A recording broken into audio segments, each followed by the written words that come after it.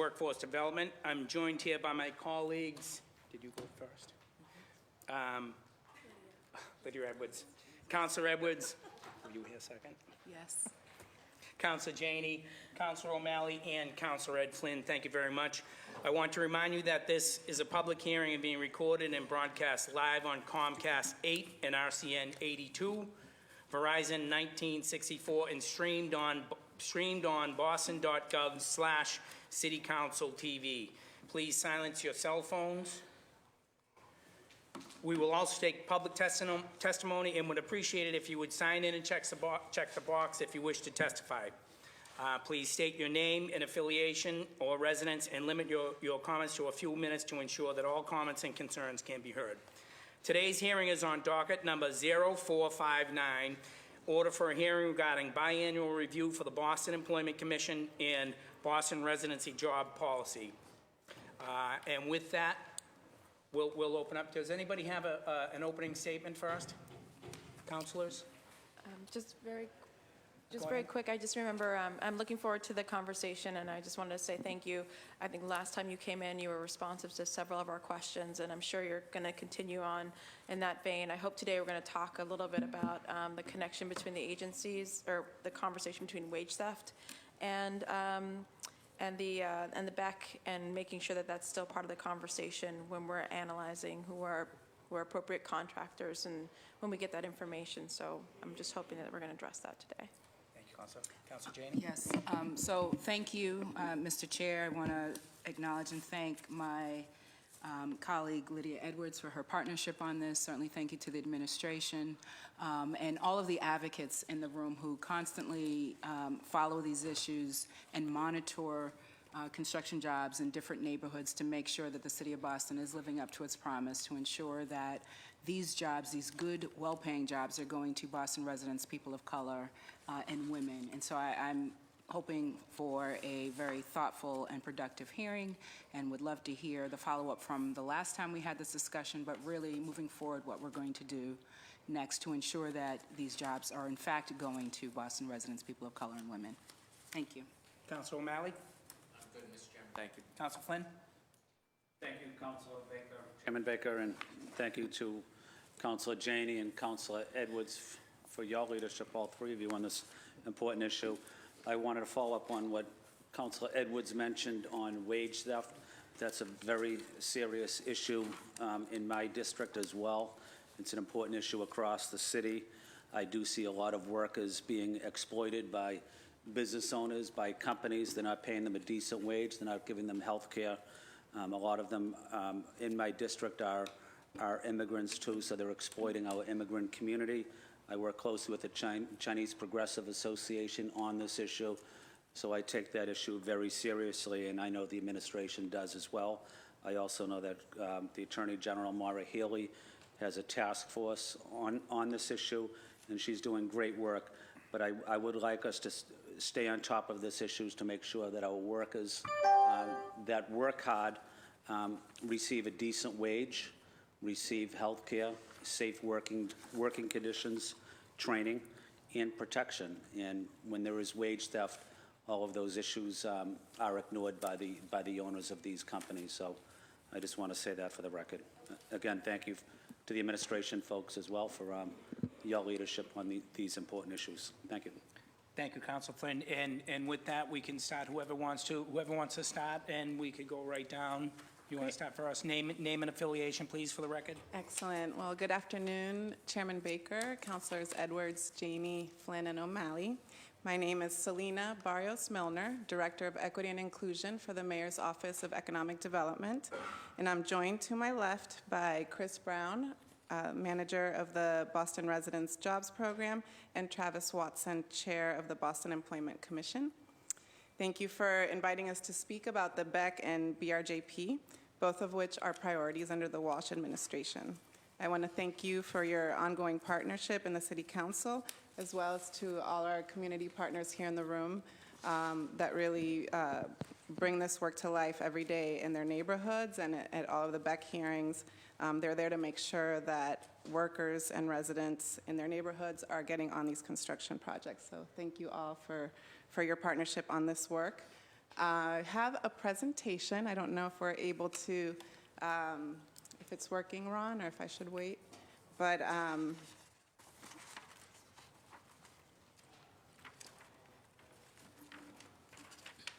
we just are going to get started with an overview of where we are in terms of numbers with the BRJP projects that we're monitoring. Then we'll move into the work we're doing around outreach and engagement. I want to give you all a Salesforce update so you know where we are with the new platform that we talked about last meeting. And we're going to end with Beck highlights before turning it over to Travis. So to start with, I'm going to turn it over to Chris Brown to just give us a snapshot of where we are with the projects we're currently monitoring. All right, good afternoon. Good afternoon. Can you hear me? One mic? Okay. Oh, that's better. So I'm going to thank you for having us today. We are very excited to be here and to talk about all the progress that we've made over the last 6 months.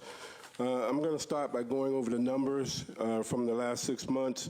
This would be from April 2019 up until September 2019. We've had 98 construction projects that are under the new ordinance within that time span. 5 of those projects have been developmental impacted projects. Those are projects that are over 100,000 square feet. 93 of those projects have been City of Boston projects. Those are projects that have received some type of funding from the city. And the Public Facilities Department, we've had 36 projects. Parks and Recreation Department, 20. Public Works Department, 28. And Department of Neighborhood Development, we've had 9. So, excuse me, in terms of the numbers within the last 6 months, for the new ordinance projects, we had 714,000 hours, 31% Boston resident, 39% people of color, and 8% female. So all projects within that period of time, we've had about 4 million hours, 27% resident, 36% people of color, and 7% female. And that would include the old ordinance projects and also the new ordinance projects. Any questions on that before we move on? No, I think you guys can go and then Okay. we'll. Great. So I want to bring us back to the Salesforce platform we're developing and just remind you the purpose behind rolling out this new system. So we are, for the first time, unifying both the BPDA and City of Boston BRJP teams into one centralized system and business process. We're enhancing the current compliance process to reflect the requirements in the ordinance. So if you recall, with our pre-existing system, we are only able to track 2 of the compliance efforts that go into determining sanctions. With this new system, we'll be able to track all 7. And we'll be able to provide real-time reporting and analytics for all stakeholders involved. So we're all looking at the same numbers at the same time, both from the monitoring team, the contractors, and the community will have access to the same information and the same data that we're all looking at. Right now, just to bring you up to date on what we've done since we last met. So phase 1 was training of our staff, and we did 5 weeks of training with both the BRJP, the City of Boston, and the BPDA teams. We then went into our second phase of training, which was training for the general contractors and subcontractors that'll be using the system. We had 3 large-scale trainings over at Dry Dock where we were able to train we were able to train 143 general contractors and subcontractors. And the folks that came to those trainings were the people on their team that handle compliance, payroll, so it's really the people that will be using the system day to day. Now we're moving into our pilot project phase where we're putting live projects into the system and ensuring that the system is working as it should before we get all of our active projects on there. So this is starting next week with the 2 GCs that we're working with are NEI, General contractors, as well as Suffolk Construction, will be putting the Indigo Block project in Roxbury in the system, as well as 25 Amory Street and Jamaica Plain. And then with Suffolk, we'll be putting 112 Shawmut Ave in the south end. And we chose projects that that will test different parts of the system. One is prevailing wage, just making sure that module is working.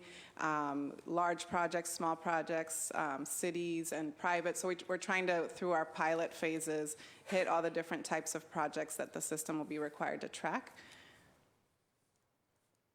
And then the new feature that we're most excited about is that we'll actually be able to, as I mentioned, track towards around the compliance efforts, and we'll be able to track sanctions and the reporting on that. And so it's probably too small for you to read, but this is just a view from the website where you're able to see. This is an example where someone's payroll is late, so you would create an actual case. Similar to the cases we develop in different departments. Well, someone needs their sidewalk plowed, or someone needs some kind of city service. We're going to be creating cases for sanctions where we highlight what the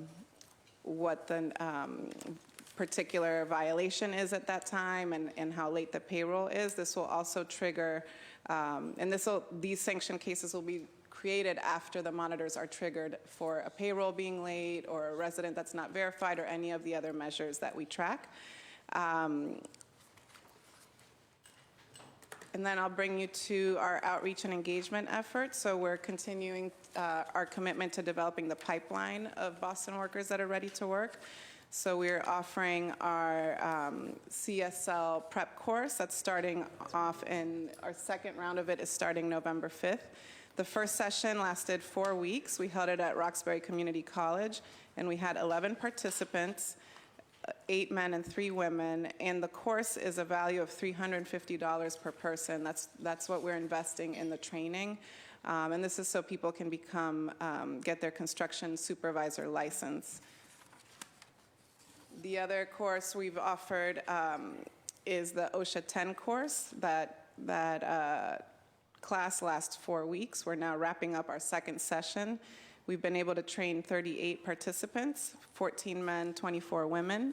And at the end of each of these series, each of these sessions, participants get their OSHA 10 card, which is a prerequisite to go on most construction sites. So it gets them a tool that often is a barrier for people even doing any of the jobs on construction sites.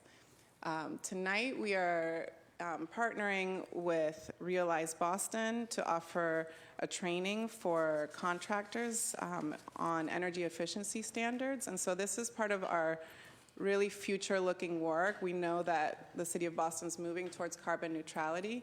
We know that all of our contractors that are in affected trades, including mechanical, electrical, plumbing, carpenters, and insulation, we really want them to get a piece of that work that's going to be going on throughout the City of Boston, both through city projects, but as you all know, Mayor Walsh has called on the entire City of Boston, private sector included, to make sure that their buildings meet carbon neutrality standards. So we're trying to preempt that demand and make sure that our existing contractors that are Boston-based, women, people of color, are ready to deliver on these energy-efficient trades. And so that's being held. It's a 6-week series. It's starting tonight over at Madison Park High School. And this is a pilot. We're seeing how this goes, but we're really trying to identify opportunities for future work and not just existing projects. And then I'll end with just some highlights from the Boston Employment Commission, which Commissioner Watson will go into more in depth. But since we met, we talked about at the last hearing that we were going to be holding our first BEC retreat, which involved the BEC commissioners as well as the City of Boston and BPDA monitoring teams. So we held that retreat, which was really great to all get on the page and ensure we all clearly understand the role of the BEC and how we can best leverage that body to ensure that we're getting workers into these jobs.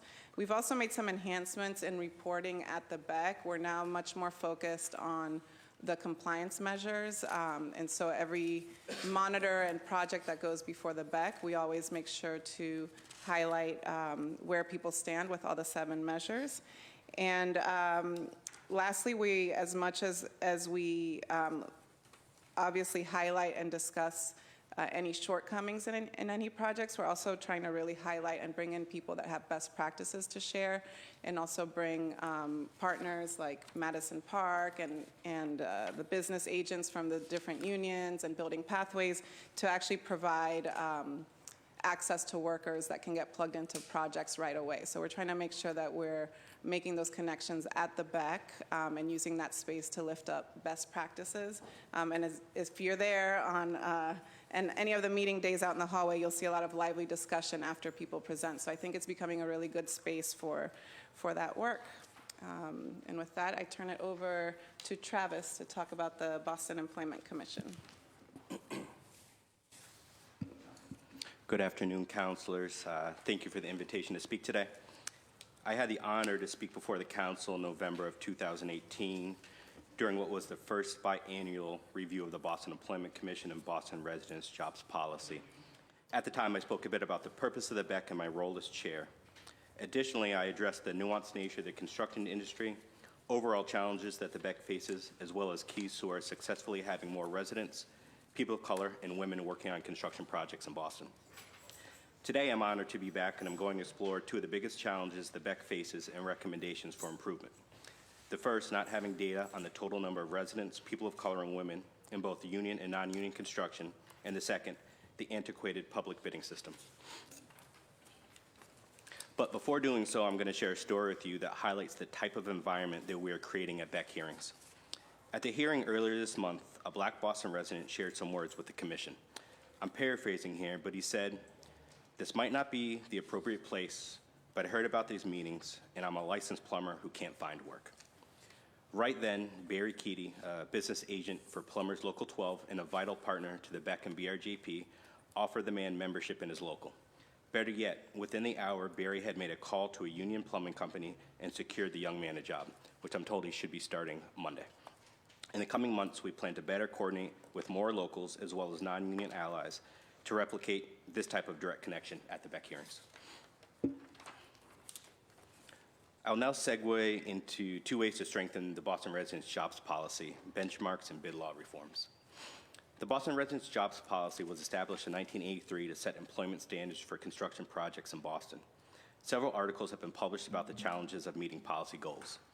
People are missing the two most significant factors contributing to noncompliance: the lack of a baseline for the total number of residents, people of color, and women employed in construction in Boston, and the Massachusetts public bid law. So the first challenge I want to look at here is the lack of a baseline for residents, people of color, and women in construction. The unknown total number of residents, people of color, and women currently employed as construction workers in Boston poses one of the biggest challenges to compliance with the BRJP. When construction projects in Boston fail to meet the BRJP goals, it is, at times, due to the lack of available Boston residents, people of color, and women. To check, we need to divide the total number of residents, people of color, and women working by the total number of residents, people of color, and women currently employed in construction. We need a baseline. We judge construction project compliance in two ways: assessing the process by which a project tries to reach their BRJP employment goals and analyzing actual results versus the goals. Judging the process is straightforward. A project either did or did not follow the best practices provided to them by the city. Judging actual results versus the goals is nearly impossible without a baseline. For example, if a project is achieving 25% resident participation versus the 51% goal, then one of two things is happening. Either the project isn't hiring residents as it should, or there aren't enough residents available to work to reach the goal. Without a baseline, we can't confidently determine what that 25% truly represents. Creating a baseline is challenging, though. First, there are two forms of construction in Boston: union and open shop. Union construction doesn't collect residency, ethnicity, or gender information from their members, and if non-union firms do, it's firm-specific and sporadic at best.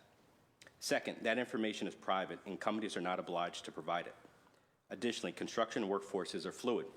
Each company has a core crew or permanent employees, but the total number of employees on a given project varies depending on its size and need for additional temporary labor. Recommendation 1 is to collect baseline data on the total number of residents, people of color, and women employed as core crews employees within construction companies working in Boston. Second challenge is the public bid law. Public bid law states that public construction project contracts must be awarded to the lowest responsible and eligible bidder, with responsible meaning possessing the skill, ability, and integrity necessary to perform the work, and eligible meaning a bidder who shall certify that he or she is able to furnish labor that can work in harmony with all other elements of labor employed or to be employed on the work. In 2018, 44 of the 239 BRJP projects were Public Facilities Department projects, which are subject to the public bid system. When bidding for one of these jobs, contractors are made aware of the BRJP employment goals. However, their past compliance with the goals is not taken into consideration when contracts are awarded. Much like history, workforce compliance often repeats itself. Past performance with BRJP goals needs to become a part of the public bid selection process. The system is broken and poses a real challenge to projects that are trying their best to adhere to the BRJP goals. Second recommendation is to update the definition of responsible to include a history of BRJP compliance. We should weigh a contractor's ability to provide residents, people of color, and women with employment as equal to their skill, ability, and integrity. Between the lack of a workforce baseline and the public bid law, one might argue that the BRJP operates in a dysfunctional system. Mark Ehrlich, former Executive Secretary Treasurer of the New England Council of the Carpenters, however, argues that, quote, if there's a dysfunctional system and it keeps staying in place, at some point it's not dysfunctional because it's functioning for somebody. The current purgatory that we have has served many people extremely well. Mark's words resonate with the system in which the BRJP operates. As it stands today, the construction system is functioning exceptionally well for contractors that have no intention of hiring residents, people of color, and women under the BRJP. Moreover, these same contractors continue to win contracts to work in Boston, often via public bid. To truly determine compliance with the BRJP, we need to have baseline data. The data will help inform whether compliance or lack thereof is due to a shortage of available workers or a failure to hire them. We also need a public bid law that incorporates BRJP compliance into the award process. These two recommendations will create a system that can both accurately determine compliance efforts and award firms that hire residents, people of color, and women with future contracts. Thank you. I welcome your feedback and questions.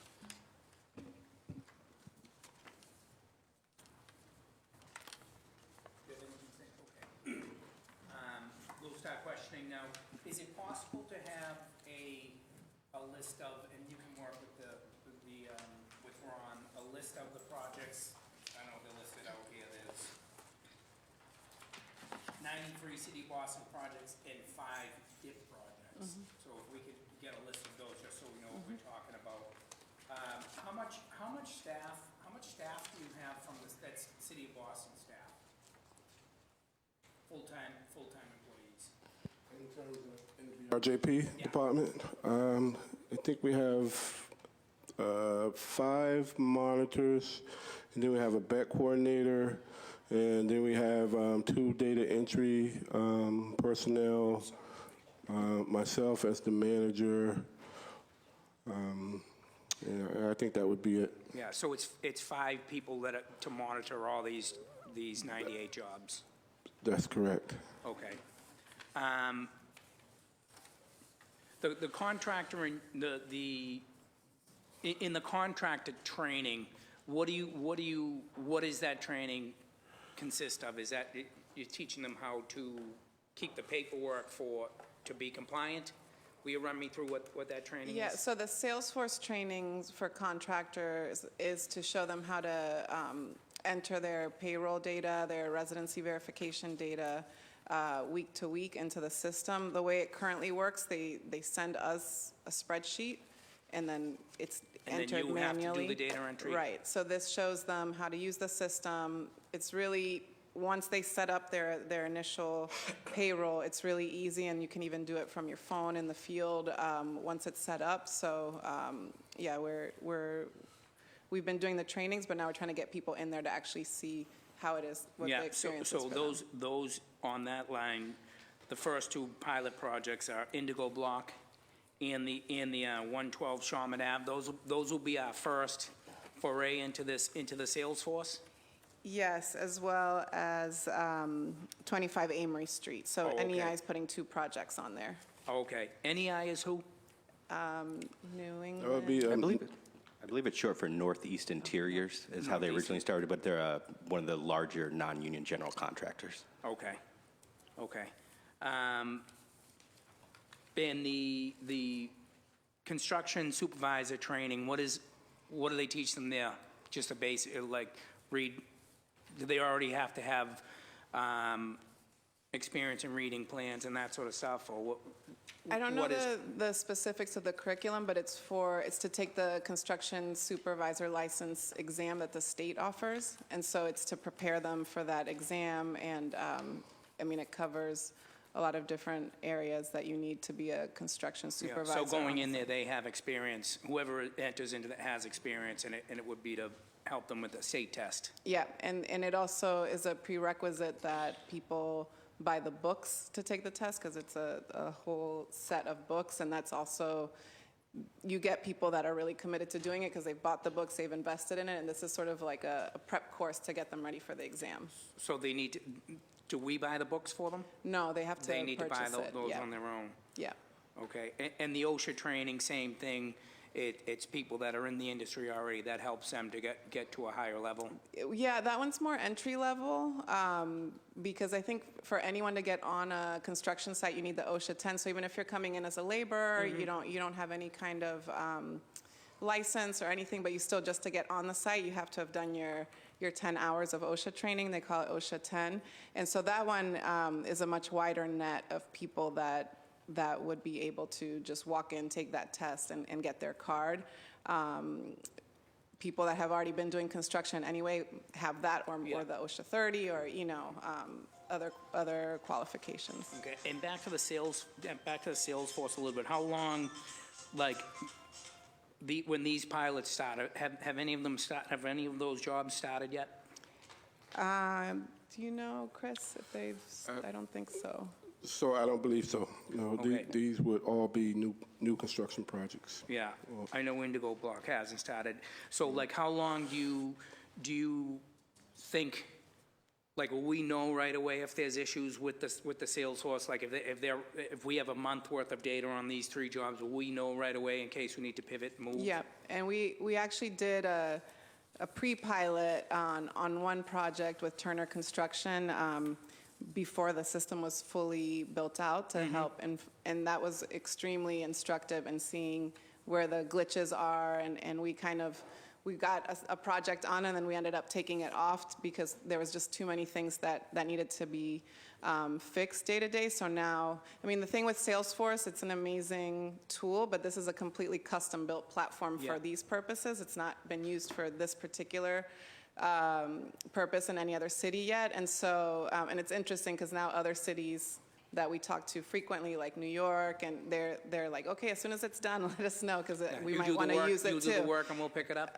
sort of thing? Yeah, so yeah, it is, we are trying to get it to do new things, so it was really great for Turner to step up and offer to put the project, but we learned a lot through that, and that's why, I mean, to be frank, when we came here before, we thought that we would have already gone live with the system at this point, but we're trying to be mindful of not putting something out that isn't 100% ready, and we're learning a lot. So that's why we extended the pilot phase to start phasing in projects little by little before we get, all the projects you see before you on there at once. Okay, thank you. Councilor Edwards? Thank you very much. I'm going to start my comments with just highlighting some very positive things that you pointed out. Then I have some suggestions and some questions, and then I wanted to just ask additional questions following up on what Travis had brought up. So just in general, I wanted to say I'm very excited about the Salesforce coordination. I think that's going to be a game changer, and you had committed to that, and in that 6 months you got it done. So I want to say thank you for that. I remember you were just talking about how it could possibly happen, so to see the responsiveness and to get that done, I want to thank you all.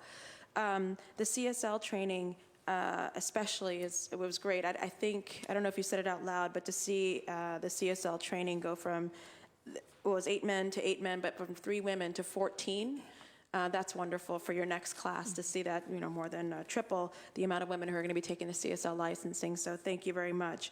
I've also wanted to highlight, I think the new ordinance requires about 40% of the people of color on the jobs. It's 51% for Boston residents, 40% people of color, 12% women. And so to see the numbers for the new projects under the current ordinance at 39% for people of color, I wanted to again congratulate and say thank you for your steadfast and commitment. I know the other numbers, we're still working on them, but they are going up. So I think that's worth highlighting some positive things. When it comes to the CSL course, because I think that's a huge game changer, because it's not just even getting on the job, but this is literally providing a whole new future for this person, because they're able to take that license and either open up their own business, partner with other businesses, and make themselves available. So you're hitting it on so many different levels. Is there any way, maybe if you feel it's necessary, but is there any way to have some form of financial aid for the books? I don't know if a Boston Public Library has them. Maybe you need to see that commitment that they can afford. I will trust that to your judgment if you feel that, the books, but I'm wondering if that's a possibility. We brought this up before, and I think you guys had mentioned you're working on it, but because it was still kind of new, the actual places where you have the training, having babysitting or child watching of some form and food, we had mentioned that might help with the continued recruitment, though again, I'm encouraged by the fact that you're already gone from 3 to 14 women. I think that those are things, and making the training spaces more inclusive. Also, I'm not sure if you have the trainings in more than one language. Spanish for CSL, Chinese, you can address that. And the other thing was the locations. Are you going to take the show on the road? I know it's at RCC right now, but is it possible to have a training up in the 4 or 5 weeks in East Boston? We have a very diverse community in East Boston, or Mattapan, and just to move that's the trainings around. So those are kind of my suggestions and questions. And then I will get to Travis on specific points, but I don't know if you want to address any of those. So the financial sponsorship for the books is something we've looked into. The challenge, because we looked at having like a set of 5 or something that we could lend out, or even more. The problem is you need the books for the test, and you need the books once you are a supervisor. So it's How much are they? But they're 5. How much? $345. It's expensive. Yeah. So it's a trade-off, and we also did want people to have a commitment, coming into the class, because, so we've tried to think of, should we do partial scholarships so that, people put in a little, but then we complete. So we've been looking at that. We would be really limited in the number of iterations we could offer if we were covering even partial cost of books, but we have talked about potential philanthropic partners or something beyond our own budget, but it is something that keeps coming up, and this is our second round, so we're going to see, the feedback that we get from folks and how much that was a limitation for them. But we definitely echo that desire. The other piece is we always provide food. So if you know us, we never have any event without food, and the food is always from the community, so it is always Charisse organizes all of these. She doesn't mess around. There's rice, there's salad, there's all kinds of courses, and we're also supporting a local business in the process. So, and we do welcome people to bring, it's always child-friendly. We bring crayons and coloring sheets and that kind of thing. We can't, at this point, provide our own childcare because of different licensing requirements and everything, but we do encourage there to be a child-friendly environment, and that's another thing we're looking into, because I believe depending on where you provide these courses, like if it's at a community center, or there's places where the child care might be able to be provided by that staff, and so we are definitely continuing to look into that. Open to doing trainings in other parts of the city and in other languages. We always come to this issue that I think we can definitely do a series in East Boston, but the reason why we tend to gravitate towards the Roxbury area is it just tends to be central, right? And so you can get to it from different parts of the city. There's parking and T and bus options, and so if we're concentrating and offering, that's usually why. It's not that we're just trying to serve that particular community, but that happens to be, if you look at the map, just sort of a central place. But we definitely want to do more work in East Boston and move our offerings around, and we're in the process of planning for next year what our programming will be. Thank you. And then for Travis, I want to thank you. I think as the kids say, I felt like you kept it real, and you're very direct about where we need to go and what's in the way of getting there. So I wanted to thank you for that. The union data part was particularly interesting to me. So, and I want to make sure I'm clear about what you're saying.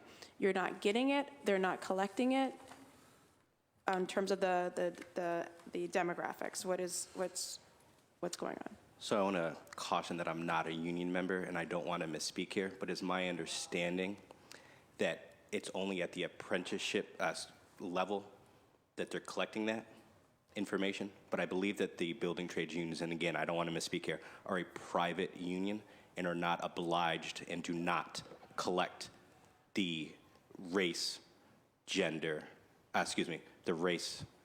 gender, or location of their residents. They just do not collect it, is what my understanding is. And you feel you need that information from either open shops or union shops in order to comply with this ordinance?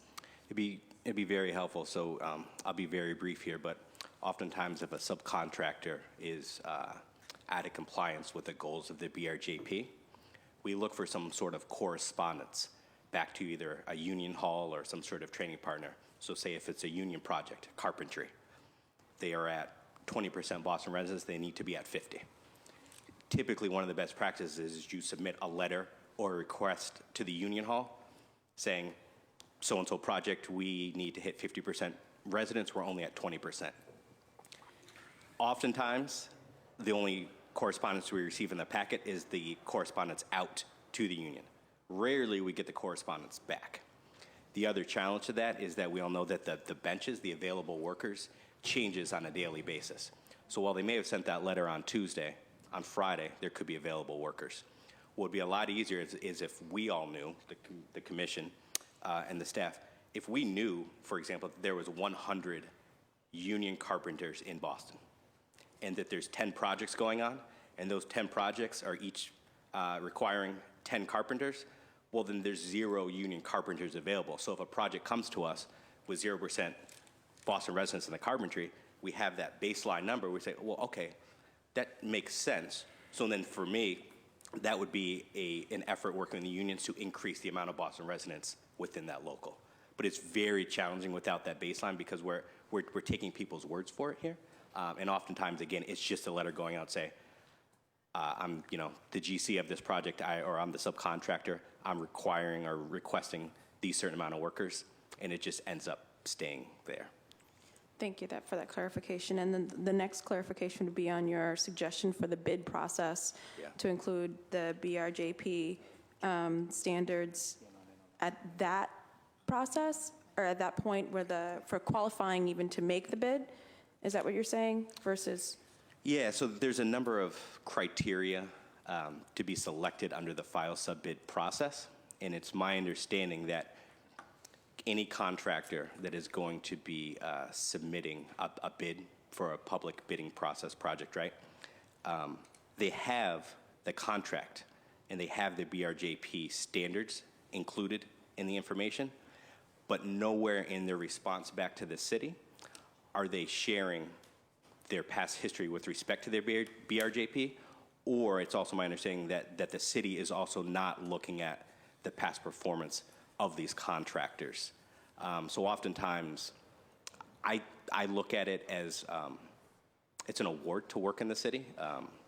It's something that we want to award good contractors. And when I say good, I mean contractors that are working within the BRJP office, trying to create opportunities for residents, people of color, and women.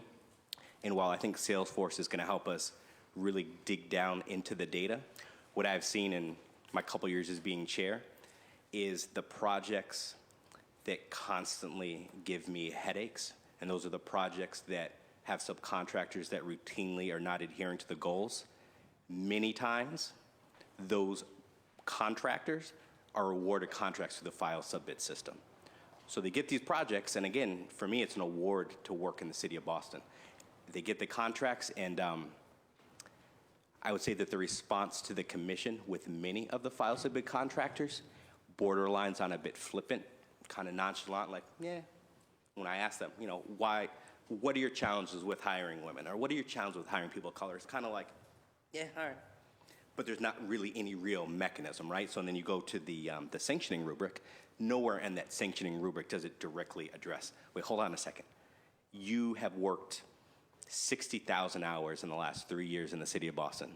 That's a lot of hours on, say, 7 different projects. Over the course of those projects, you've only hired 10% versus the 50% goal for residents, 10% versus the 41% for people of color, and 1% women. Why on earth are these folks repeatedly coming before the back and being rewarded with contracts? Thank you.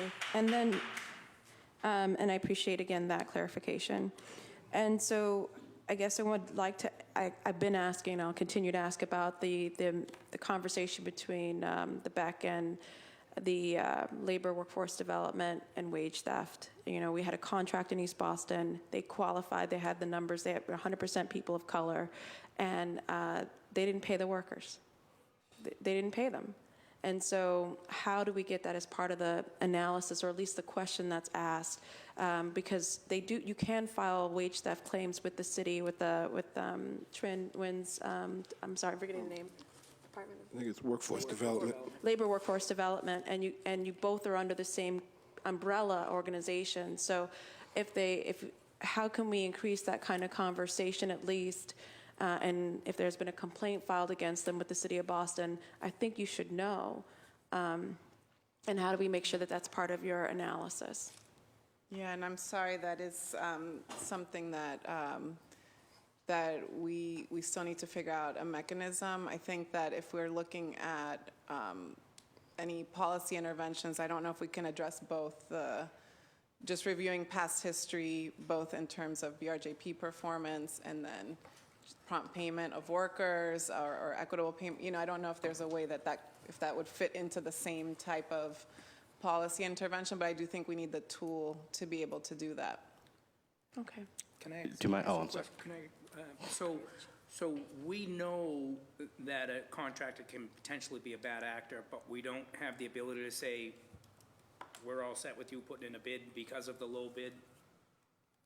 That is my understanding with the file sub-bid So contracts. like, even though we aren't officially looking into the history, we know their history, correct?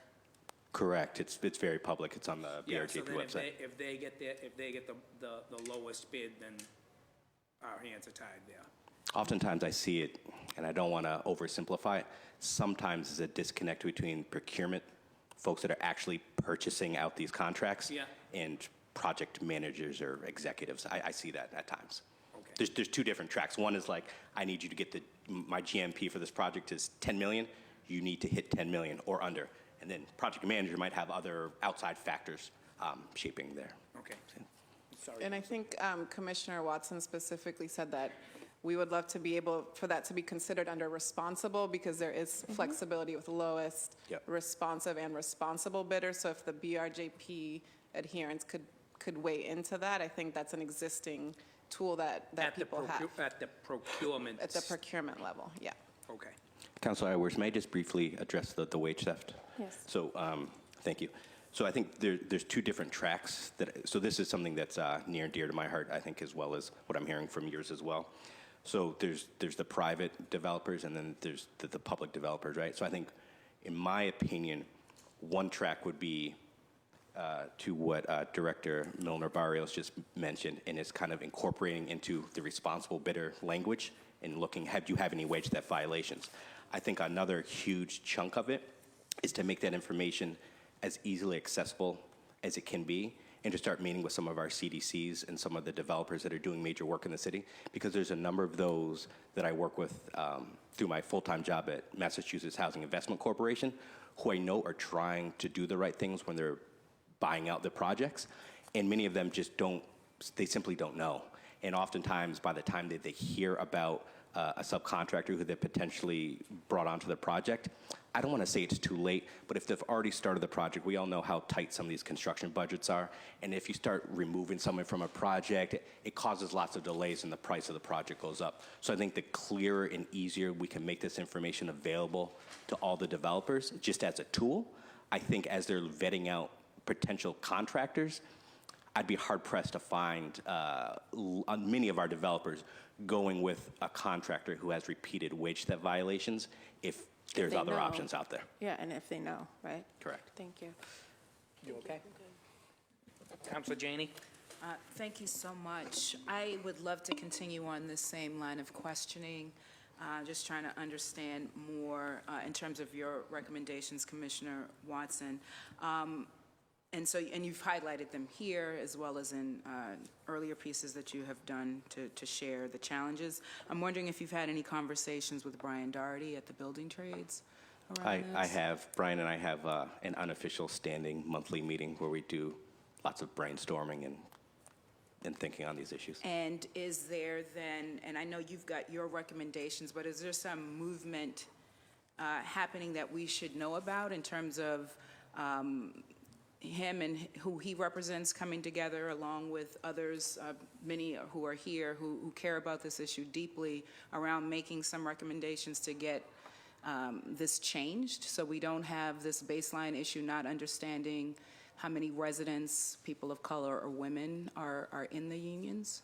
So I haven't started to have those direct next step conversations, but I will say that Brian Doherty, myself, some members in the audience here from the Boston Jobs Coalition have started to meet to do some collective thinking around these issues. However, I have not dug deep into these two specific points in terms of, okay, now what are we going to do for next steps? I'm at the recognizing, okay, these are my two major challenges, or these are our two major challenges right now. And I think currently we're at the, okay, now what next? What can we collectively do to make sure that these barriers aren't there in the future? Okay. And in terms of what you're thinking, what's the timeline or what's the immediate next step, and where would you like to be come the beginning of the year, and where will we be next spring versus a year from now? Like when we have this hearing next fall, what would have happened between now and then? And what you would like to see happen? Sure. So I think a reasonable approach, so I'll break it up. So I think a reasonable approach for getting a better count on the actual workers is looking at the core crews. So those are the folks that are like the full-time employees of these companies who do business repeatedly in Boston. And I think it's an ask. Again, I do not have a legal background, so I don't know, I don't have like a legal lens on if we ask and they don't provide it. Answer your question, I think the first step is any contractor who comes before the BEC, we're simply asking them, can you please share the demographics of your core crews with us so we can start inventorying that? Because there's a number of major players who do a lot of work in the city who their core crews are not reflective at all of the goals of the BRJP and often rely on the bench in order to achieve the goals, where I think many of us in the room and at the table would agree that the best practice is to actually have your core crew better look like the BRJP goals. Exactly. So what I'd like us to get away from is the core crew gets everything, and then if there's anything left, the crumbs can go to the folks who are demanding that it be residents of Boston, people of color, and women. So, in terms of your conversations with Brian or others, beyond what we're asking people in terms of identifying who's in their core crew, how do we get at this data issue around creating this baseline to understand who, at least in organized labor, their membership is, and whether or not that reflects the goals that we're seeking here? So my line of questioning is identical to your questions right now, and those are the kind of the next series of conversations I have with Brian. I will say that in my years knowing Brian, particularly in the last 3, I have seen the union building trades as an ally, as a partner in this work. And I'll say that he and many of the business agents I had mentioned, Barry Keaty earlier in my testimony, are active. They want to come to the table, and they want to be active thought partners, and they want to be part of the solution. And I think that's great, and I think they need to be part of the solution, particularly if we're going to tackle like the bidding process as well. So could you kind of talk us through again where you see, in terms of a timeline, next steps to changing what we all would agree, I think, is a challenge in terms of reaching our goals? So you've got some recommendations around the bidding process as well. So how do we actualize that so a year from now we're not having the same conversation? Sure. So I think, so immediately around the core crews, I would love legal or somebody that's outside of my pay grade to look at whether or not we can officially at BEC hearings even ask that. So who's doing that? That's what I want to understand. Is someone inside this building doing that? Is that somewhere else? Like where? That happens just one-off at a hearing. So oftentimes if a contractor comes non-compliant, generally either from one of the commissioners or somebody in the audience will just ask, what does your core crew look like? But I think that we should tighten that up and make that part of their presentations. What does your core crew look like? So I think that should be done immediately as long as it's legally okay to ask that information, right? Yeah.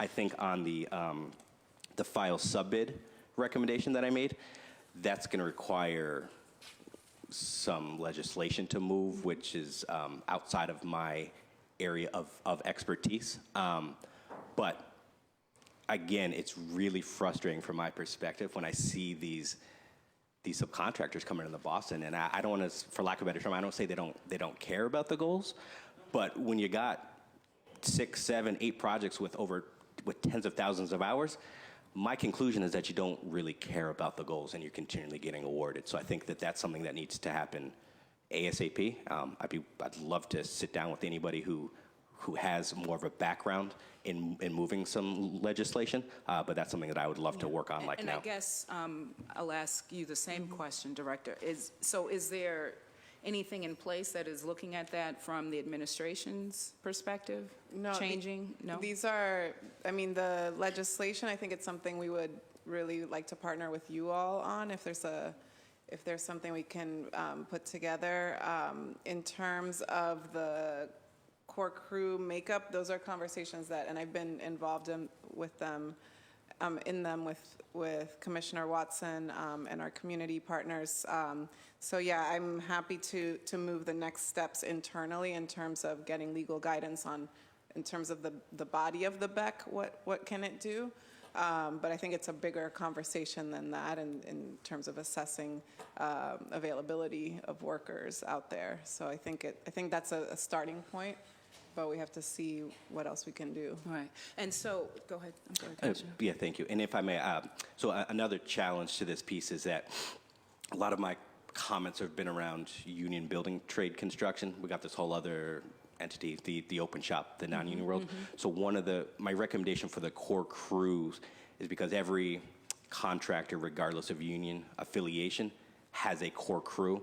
What's going to be very challenging, I think, for us is to get a sense of the non-union landscape, how many residents, people of color, and women are in the non-union construction field and have the qualifications to work on City of Boston projects, because there's not an umbrella organization that really represents them all. There's Mass ABC, that's kind of a non-union organizing entity, but doesn't truly represent the workers that work on City of Boston projects close to the extent that the union trades do.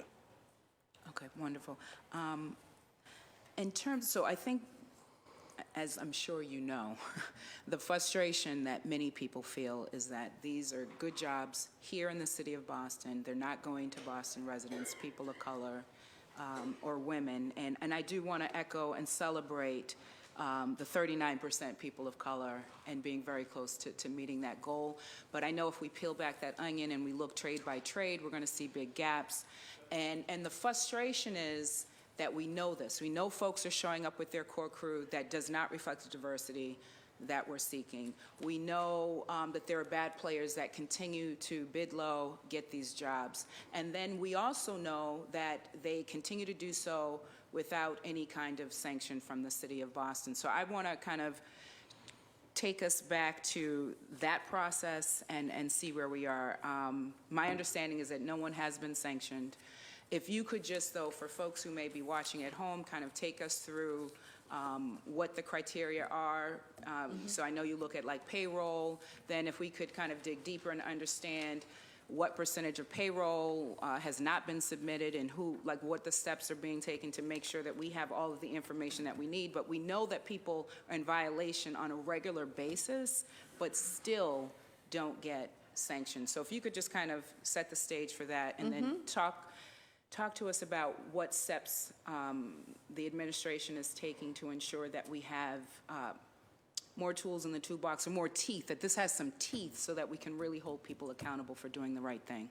Yeah, so to walk through the compliance efforts that under the amended ordinance make up the compliance determination rubric, we have pre-construction meetings. So that's a straight, attendance of the meeting is, if a subcontractor doesn't attend, you're subject to a one-time fine. Right. And Director, just to be clear, now what happens at this meeting? Is it being made clear that there is an expectation around these goals? Because that's my understanding that what's supposed to happen. Is that happening? Absolutely. And I so don't know if you people are wanna- coming to this pre-construction meeting and saying, yep, we know the goals and we're going to meet the goals. Yeah, and that's the whole purpose, because as part of the BPDA's Article 80 process, they get, attachments and things that say, oh, you're subject to these goals, but this is where we actually walk them through what the goals mean and how it will be tracked. I don't know if you want to go through like a typical... And is your sense, though, that people say, yes, we understand the goals, we will meet the goals? Are they being asked to present a plan as to how they will? Yes, so every contractor, before starting work on the City of Boston project, we have pre-construction meetings. At that meeting, we go over their scope of work, the amount of workers that they're going to have on site, the trade, and whether their workers are Boston residents, people of color, and female. And we also ask for a what we call a workforce projection form. It's a projection of the workers that they're planning to bring on site, their race and their race and their address and their gender. And so let's just pause for a minute. If we know that folks are coming, particularly if these are the people with the lowest bid and they're getting the job, and we know that their core crew is not reflective. So when they come and say, here's our, so then what, is there some pushback or challenge? Like, how do we make this real with some real teeth? Yeah, because so- they're going to come and say the right things, but then Right. what plays out is that they continue to do what they've always done. Right. And they know that they can because there's never any consequence for doing what they've always done. Right, so there is a corrective action meeting. So what the monitors do is the contractor starts work. A week later, they're out of compliance. We can bring them in for a corrective action meeting. We also recommend them to different workforce agencies. If they're union, we're asking them to go to the union and come back with the right personnel. And if the union doesn't have, say, let's say a Boston resident, we recommend that company go to agencies such as Building Pathways to try to bring in a person and train a person. If you're not, What about the Jobs Bank right here in the city of Boston? That's correct. That's one of the resources. So, but that resource is more so for the non-union workers. So the Jobs Bank consists of mostly non-union workers. I would say 95% of the individuals that are seeking employment in the Jobs Bank are non-union individuals. How many people in the Jobs Bank right now? The Jobs Bank, going back, I would say people that are seeking employment, they're mostly laborers, non-union laborers, and I would say, to give an estimate, I would probably say 20 to 25 actively that are seeking employment. 25 people, individuals, actively seeking that are employment. actively seeking employment, and most of the time they're laborers. Now, if you want to talk about the entire database and that we've been tracking going back years, I would say we have, 800 individuals in the database, but most of the individuals are working, some are in different industries. So if you want to look at the entire database going back years, 800 names, 800 individuals. But if you're just looking at the most recent activity, I would say it would be 20, 25 individuals non-union individuals who are seeking employment, and they're mostly laborers. Yeah, no, I know you've had some personnel changes. Who's responsible for overseeing the jobs bank All right. currently? So currently, posting should be going out anytime now. I would say within the next month. Is there a job description currently? Can you send that to me, please? Yes. Counselor, if I may, just Yes, briefly. please. I just want to supplement. So Chris had mentioned the workforce projection forms. Again, I don't have a degree in labor studies, but this is my current understanding. So a number of years ago, a couple decades ago, many of the union locals in Boston used to be just that. They were very local. So if you take like the carpenters or equipment operators, so if a project was out of compliance and they went to the hall, that hall was very local, meaning that they represented Boston residents. So if you went to the union hall and you needed a Boston resident, well, guess what? That union hall had Boston residents. Now they're very regional. So some of our biggest challenges, for example, is like with the equipment operators. So we met with them, and equipment operators, don't quote me on this, but I believe they represent Massachusetts, part of New Hampshire, part of Vermont, part of Maine. It's a much more regional, and I do not believe that the unions can prioritize the residents of their local to a specific project. So in other words, I'm in part of the equipment operators local. There's a project in Cambridge that needs 2 equipment operators. I'm a Boston resident. I'm next on the bench. Guess where I'm going? I'm going to Somerville. Next job's up in Vermont. I'm going to Vermont.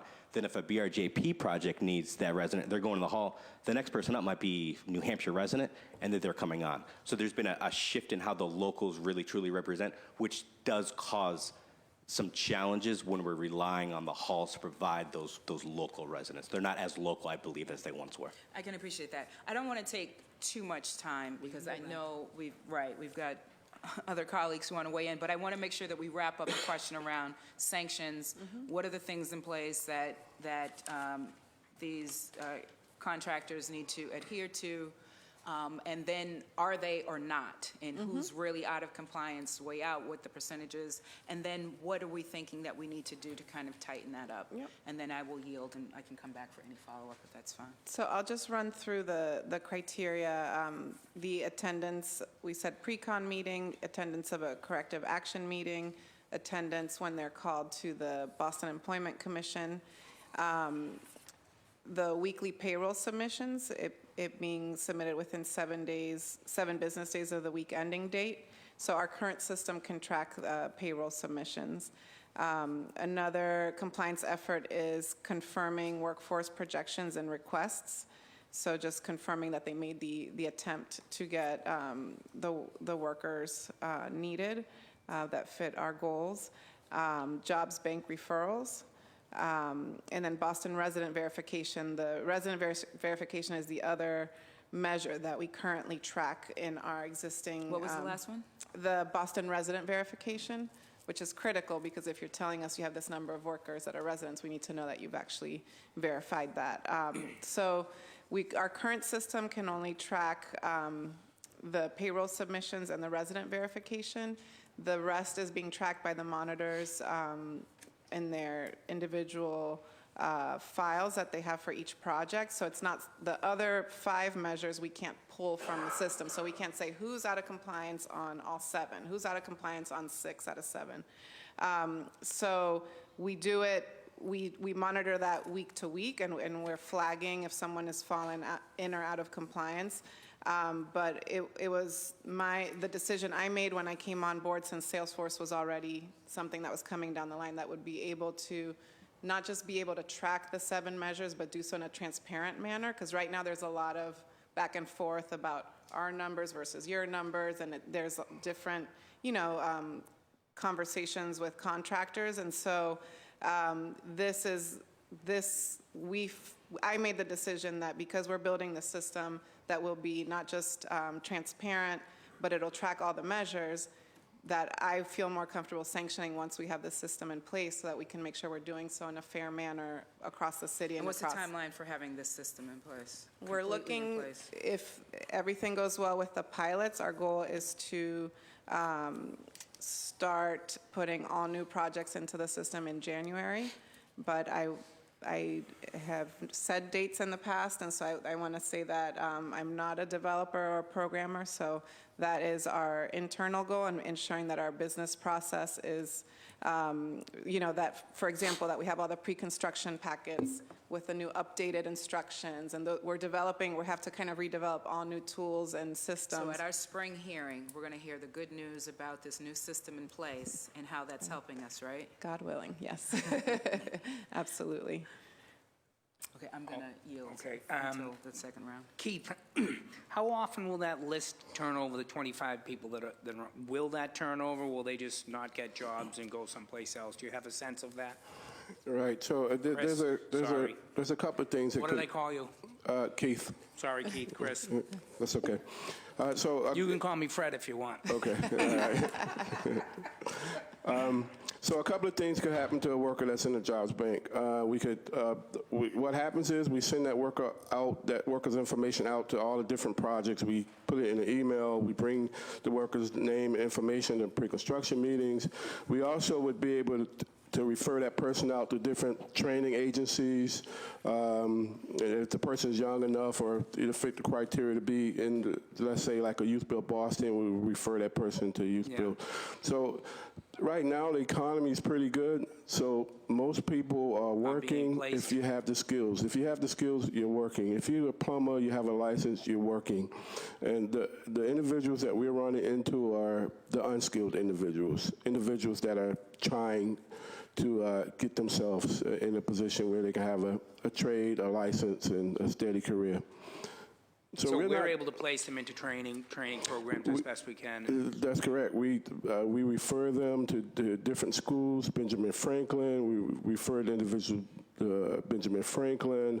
Also, we partner with like Madison Park Development with a lot of projects that are within the Roxbury and Dorchester neighborhood. We partner with Katrina Conrad. So there's a number of things that we're doing for workers that are unemployed. But again, they're mostly non-union laborers, unskilled. Yeah. But In the sense of, you said if we went back a couple years, however many years, if there were 800 people that went through that list, do you have any sense of conversion rates on that, like successes on those? So there's 775 people that went before. Do we have a sense of what happened with those people? yeah, so we've called individuals, and a lot of them are working, some in construction, some in different industries.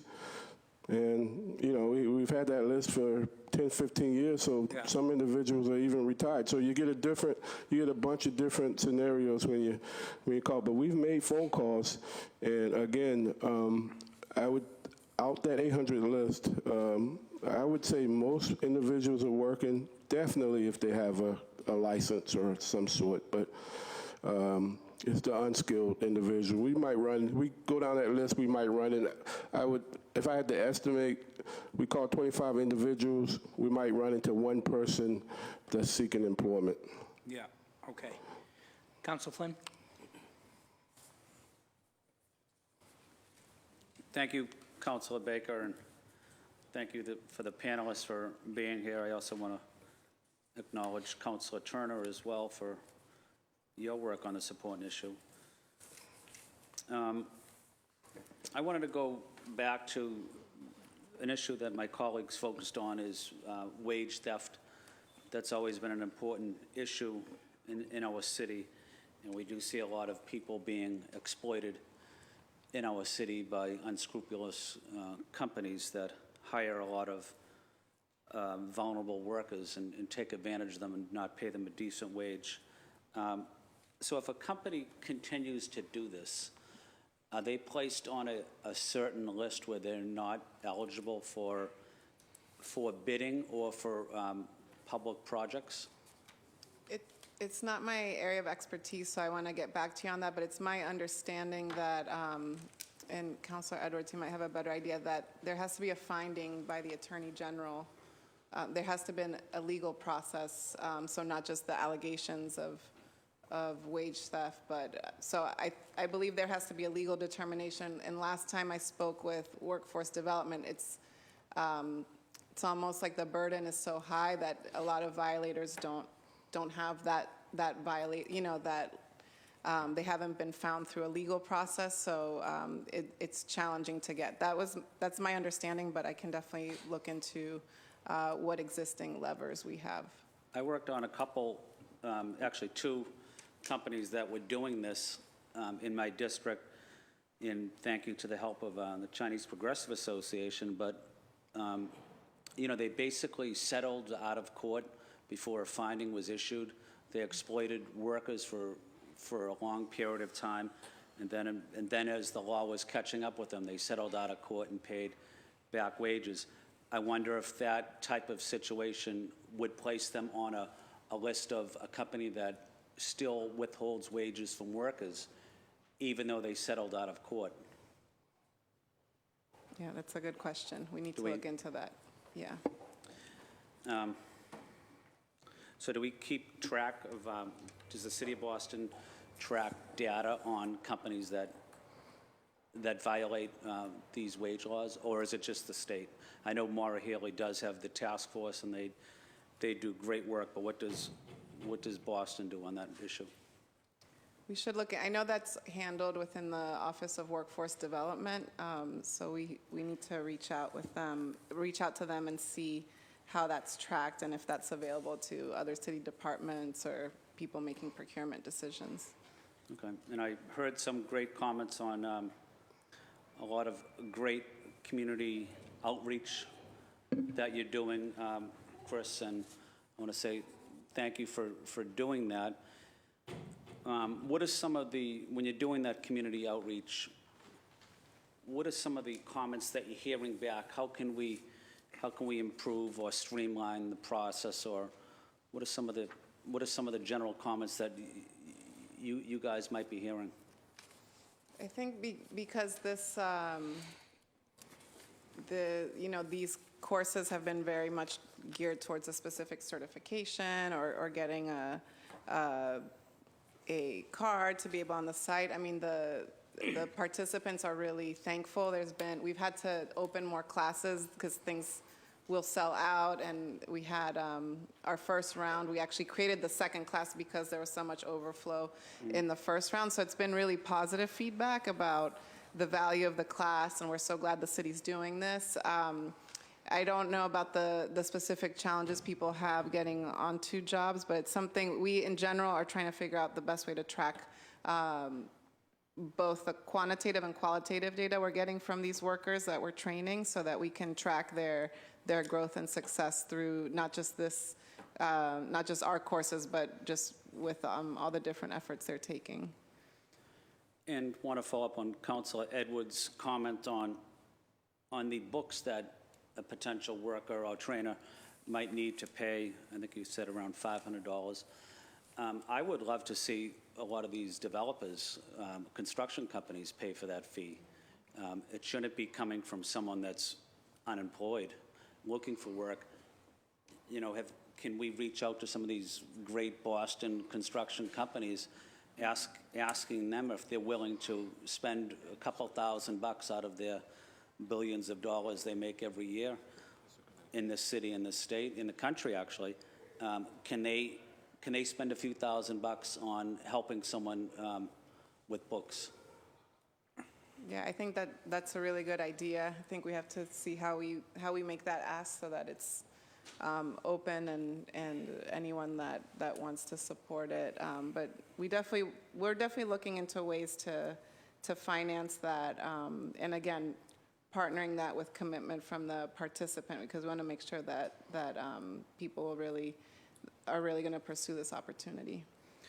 Do we know that if people that drop out or sign up for the course and then drop out because they don't have the books to go forward? Do we know that, if that's the case at all? I know we're trying to track that, but I don't think we have that information at this point as to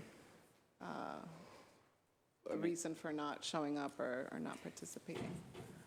I mean, I know I would never want to see someone not attend the course because they don't have money for books. Is there something during the budget season that the city council needs to do if these construction companies don't want to pay it? Maybe it's on the Boston residents to pay for it. that's something I would support.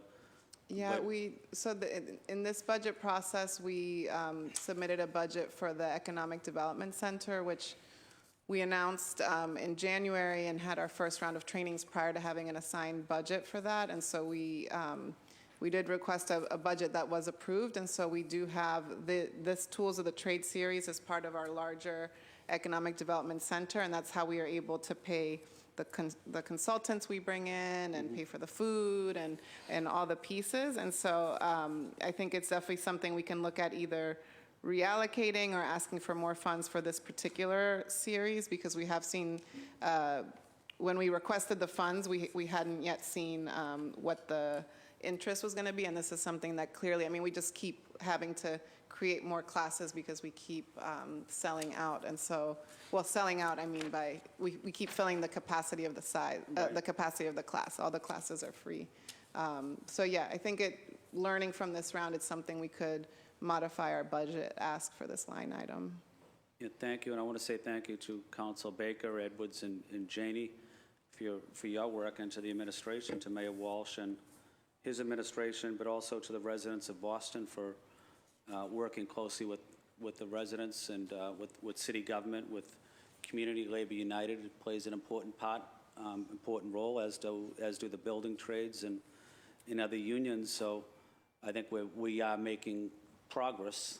Certainly we can do more, but I think we are making progress, and I'm glad that the community outreach is greatly improving. So I just want to acknowledge that.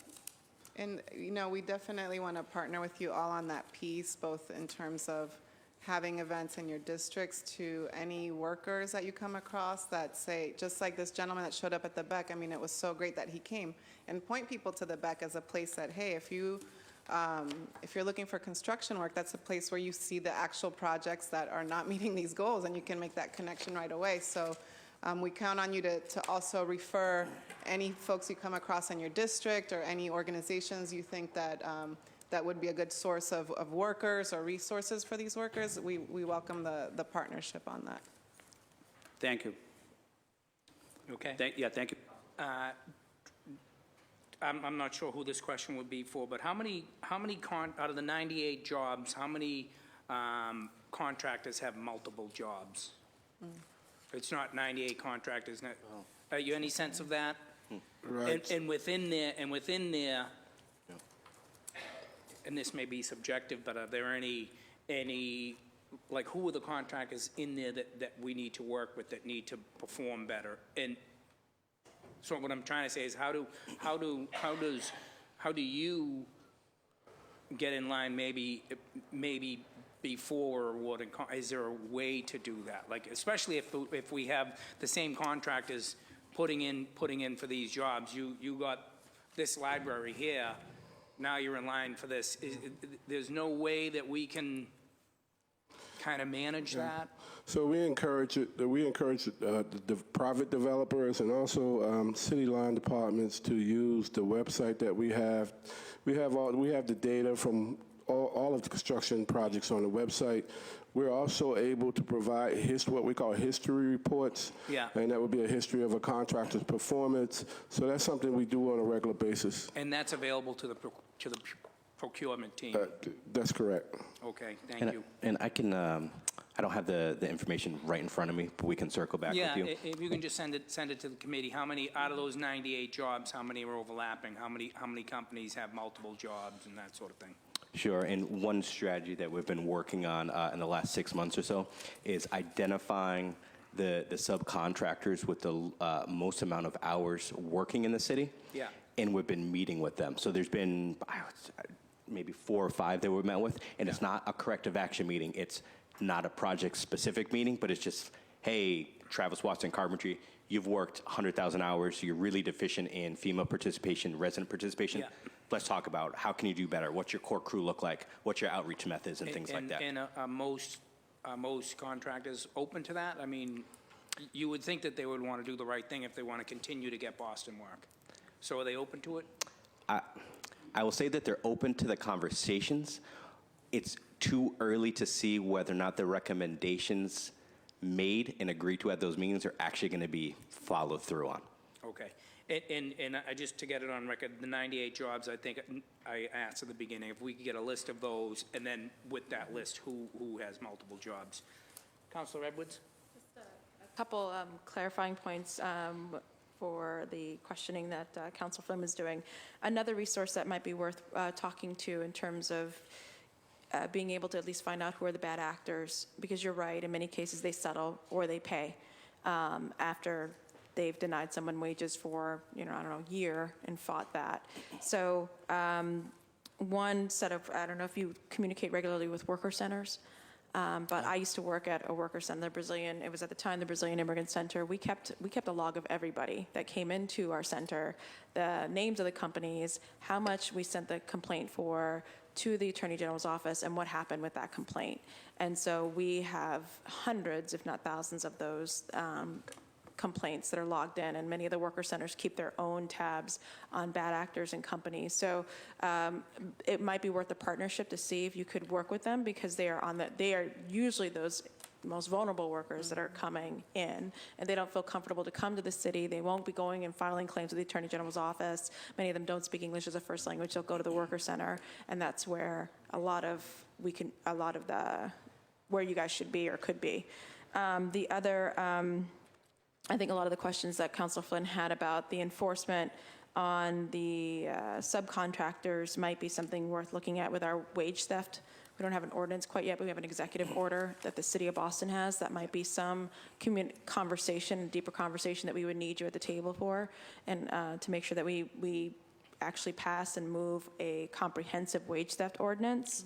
And then again, also with the $300 or with the fines that we are giving out, that might, just again following up on Councilor Flynn's suggestion, those fines might be used to build a stronger, more diverse Boston bench for training. So taking that money that they have to pay in, or as part of their being a better neighbor, better actor, literally just requiring them, saying, not only are you not complying, here's a fine, but you also could pay for the next class of individuals to take the CSL course. Right on. So, Councilor Janey? Thank you so much. Just quickly, because I'm really anxious to hear from those who have been patient and who want to testify publicly. Just to clarify with you, Mr. Brown, you mentioned that the majority of people who are looking for work are like the unskilled folks, and you're talking about the jobs bank, right? Because That's I've correct. come across several people who are black and brown in this city who were doing some work, may have their license as a plumber or as an electrician, who are not necessarily getting a lot of work or being able to benefit from this building boom in our city. So you're speaking specifically to the jobs bank. That's correct. Okay, I just wanted to clarify that, because I know many skilled individuals who are still being left out and locked out. And it's not because they're unskilled. I think there are deeper issues here that we do need to tackle. So I just wanted to clarify. The other thing is, it is so important to have the advocates in the room be part of the solution. And so as we continue this conversation around changes to the bidding process, looking at baselines, I know you're working with Brian, which I think is great. We've got to make sure that the union reps are there. It is also important to make sure that the advocates are there. I have the pleasure of monitoring construction jobs in my district. It's been a long tradition in District 7, starting with Councilor Turner, then to Councilor Jackson and myself. And when these eyes are on these projects, it does make a difference. The first time we met, Commissioner Watson was at a BEC meeting, and I discovered 2 public projects that were doing an awful job in terms of compliance with meeting the goals, one of which was the Dudley Library. Since that time, we started monitoring the Dudley Library. And while we have not achieved the goals as set before us, we have made, or the library has made some gains in meeting or getting closer to meeting some of the goals because of the people in this room. And so I want to highlight that it is important and encourage that to happen, hopefully in other communities. We still have a long way to go. Dudley did not meet its goals. Vine Street was even worse. And I highlight this because it's a public project. And what we do with our public dollars and in terms of living up to our own goals is really important. And if we're not doing it with these public projects, then we have no credibility when we're asking the private sector to do the same thing. And so that's all I want to say for now, because I really do want to get to public testimony. If I may, just Yes. briefly, I'll let you know that I am committed to continuously meeting with the folks from the Boston Jobs Coalition. In addition to Brian, I kind of cut my teeth at the Dudley Street Neighbor Initiative. I'm an organist by trade. I echo everything you said, and yeah, this work would be going nowhere if it wasn't for the work of the advocates. Absolutely agree. Wonderful. Thank you. Okay. Thank you. Okay. Thank you, everybody. So we're going to call the next panel down, but in the meantime, I'm going to call some names. Dick Monks, Brother Lowe, and Priscilla Flint Banks, if you want to come down and testify. And in the meantime, we're going to call down Katrina Conrad and Councilor Chuck Turner to come to the panel. So Dick Monks, Brother Lowe, and Priscilla Flint Banks at the podiums. Brother Lowe, you're at the podium.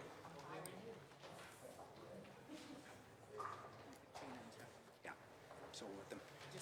Public podium. Yeah, around the other side. So Chuck and Katrina are here in front of us, and then the public testimony will happen back here. Whoever grabs the mics first wins. Yeah, there you go. Go after Chuck? Okay, you can go after Chuck. That's what I want to do. Go first, please, if that's okay? Okay, well, we're going to do this panel here, and you guys can go back to your seat. We'll wait for this panel and... Okay? Good afternoon. My name is Chuck Turner. I am the coordinator of the Boston Jobs Coalition. Our members have many concerns. However, I have chosen to focus my testimony on the sanction system and the non-union and union's lack of compliance with the 51% Boston worker standard.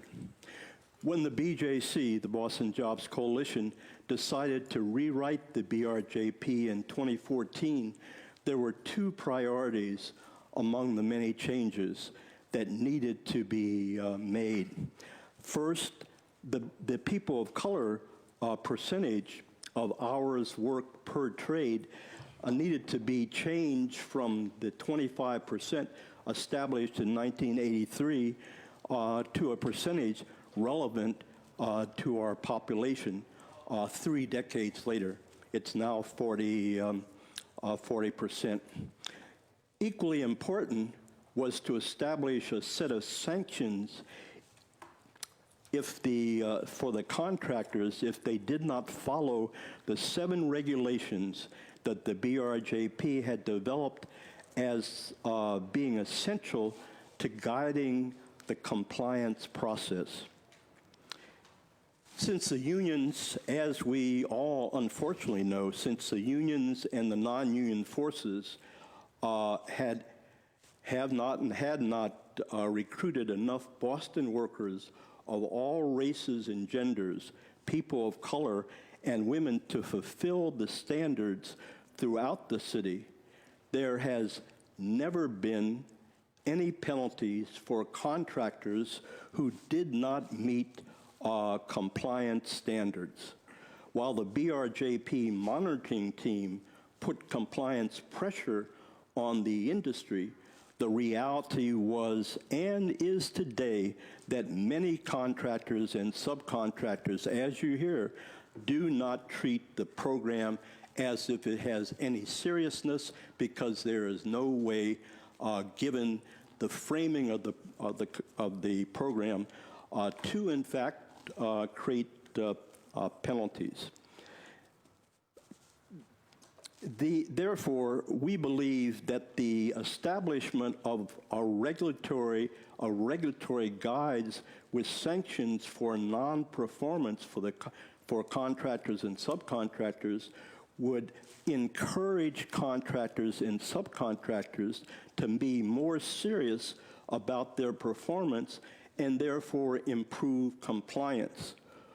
Although the key to compliance is for unions and the non-unions to bring into their ranks enough Boston workers, people of color, and women to meet compliance on every project in this city. Yet, despite our hopes and expectations, when the ordinance passed and as it developed for sanctions being used to stimulate improvement in contractors, subcontractor performance, 3 years after passage of the revised ordinance, there, as you heard a little while ago, there has not been a sanction levied over those 3 years, despite the fact that we all know that of the existence of violations of the regulations. As we have worked with the staff to understand the lack of sanctions, we have come to appreciate the complexity of the technical problems they are facing. However, while we can appreciate their problem in developing a data system that can issue sanctions when necessary. However, problems in developing a system is no excuse for not developing it in an effective way. We believe that there are a number of steps that must be taken in order to, in fact, set up the system. Why did you pass the ordinance with sanctions, with penalties for sanctions, if we aren't going to put all our energy behind working to develop that system? It's not there now. You just heard a few minutes ago, it's not there now. The question for all of us, not just the staff, for you all, for the community, for the staff, is how can we work together to build this system? If we don't, the people of Boston are going to wonder why it hasn't happened. There was a lot of focus on, this is a new system, we're going to create something new. Everybody was very positive and happy. However, given the fact that the system has not been developed yet, there are questions that are floating out there, and those questions will grow over time. We have a couple of suggestions, just a couple of suggestions that we think would be important as a way of the council moving forward. While we believe the staff is working hard to assure that the system can be developed quickly, there is no communication with the public about the system and why it's not working. They've heard about sanctions. They're hearing about no sanctions being implemented, but the question they have is why.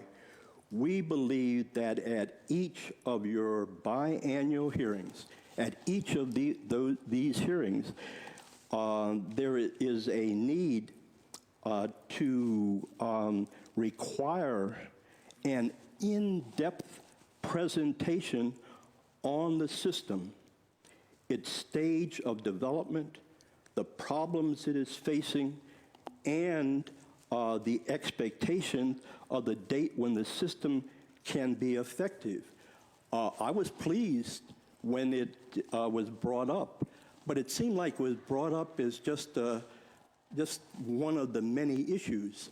The sanctioning system is key. It's a new system. Resources have been put into developing it. The council shouldn't treat it just as part of the overall system. We believe that the BRJP, when they are called to testify, need to be instructed to give this kind of in-depth presentation on the system. If it's not working, why? What are the problems? What's your approach? When do you think it's going to be working? And you'll have an opportunity to answer questions. If it is working, then we can celebrate and talk about how it's improved the system that we have or not. The second one is the second recommendation for the council, we believe, is equally important. You have a responsibility to work with the mayor to assure that the BRJP has the technical staff in-house to handle the technical problems that the staff is encountering. There are a lot of technicians, in this city, as you all know, but we shouldn't have the BRJP having to call on a technician over in this department or call on a technician in another department. The council should work with the mayor in creating the resources so the BRJP can hire technicians who work with them. As you have an in-depth discussion with them, you see that it's a very complex and confusing problem that they're dealing with. They need technical assistance. You can help to provide it, and by doing that, you're fulfilling the ordinance that a key aspect of the ordinance that you passed. There's one other area, short presentation, but probably the most important. And that is, let me move from a focus on the technical problems that are blocking the development of an effective data system that can not only monitor performance, but also sanction non-performance. Ironically, the core problem that we have today is the problem that stimulated us to develop the system 40 years ago in the 70s. The same problem is there. What's that problem? We knew, and those of us who were around in that period knew that through the 70s, that if we didn't take action, Boston workers of all races and genders would continue to be left out of Boston's construction. We were able to persuade the Mayor White, to issue an executive order requiring focus on Boston workers of all races and genders, as well as people of color and women. When the unions and the non-unions formed an alliance, took their union money and non-union money, and took the issue to the Supreme Court, we were able to, in fact, win that case and have the Supreme Court acknowledge the right of Boston workers to have a fair share of the work that was happening in Boston. That was 1983. A Rehnquist, a Republican Chief Justice, said, yes, a mayor has a right to establish a policy that says that the people of his city have a right to share. If you don't do that, there are problems about relationships that come up. Judge Rehnquist pointed out. Yet, if you examine the data over the last 10 years, you will see that each and every year, union and non-union trades average 25% Boston workers, even though the standard is 51%. That's across the board. We're not pointing the fingers at the union, the non-union, this trade, that trade. It's across the board. The data, the BRJP data, shows that this is a consistent problem that has been going on. And look at it over the last 10 years. There's been no variation over those 10 years. We thought the passing of an ordinance that would set up a commission that would require the unions and non-union forces to meet periodically to examine why they had such abysmal performance numbers for Boston workers. However, we decided after some experience that we don't need a new ordinance given your all's existence. We don't need a new ordinance to bring the unions and the non-union forces together to talk about us, the Boston workers. You're here. That's one of your responsibilities. As you look at the BRJP, obviously the work of the unions and the non-unions around Boston workers is a key aspect, so there's no bureaucratic or legislative reason why you couldn't set up a second day where for an hour of, with each of the biannual hearings, where for an hour and a half, union representatives come before you, talk about why they are having problems meeting the standards and improving their performance for Boston workers. And then non-union contractors would have an opportunity to come in and engage in that same discussion. Wouldn't start, it wouldn't start in a way to solve the problems. We don't even have any representatives of the unions, or maybe we do, but we don't have many representatives of the construction industry here. You need to have a process where you not only encourage them to come, but you put them into a situation where they can talk with you all and with the people of Boston about why the people of Boston still aren't getting their fair share from them. We understand that the bureaucratic issues that undoubtedly will need to be worked out. However, given your election to serve the people of Boston, it is essential that you focus on the question of why, during a period where the economic gap is growing among all of us, regardless of race, we're being driven out to this city, not based on race, but based on money. And in that situation, it seems like all of us have a responsibility to think of every way that we increase the income of Boston workers. What better way than to focus on the BRJP and what the union and the non-union role is, because they are not meeting their responsibilities now.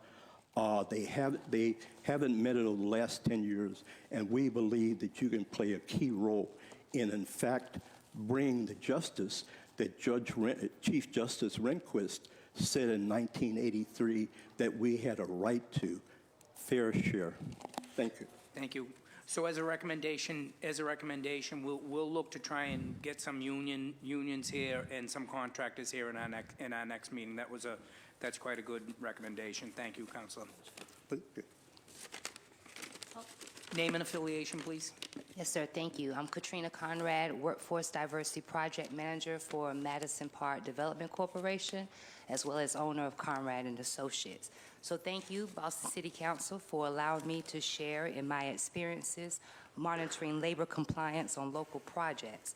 As Workforce Diversity Project Manager for Madison Park, as well as owner of Conrad and Associates, I have dedicated my time to ensure more Boston residents, people of color, and women are being recruited for developments in Greater Boston. The Dudley Square Library is a prime example as to how the unions missed the opportunity to establish the expectation of the ordinance pre-2017 in any of its labor agreements. I noted online that the CTA Construction, the construction management team for the Dudley Square Library, signed a collective bargaining agreement with the New England Carpenters Association back in 2014. In retrieving that document from the internet, I discovered there's no language whatsoever notating the ordinance as far as the BRJP ordinance, whether it was the pre-2017 ordinance or the current ordinance that we all are working off of.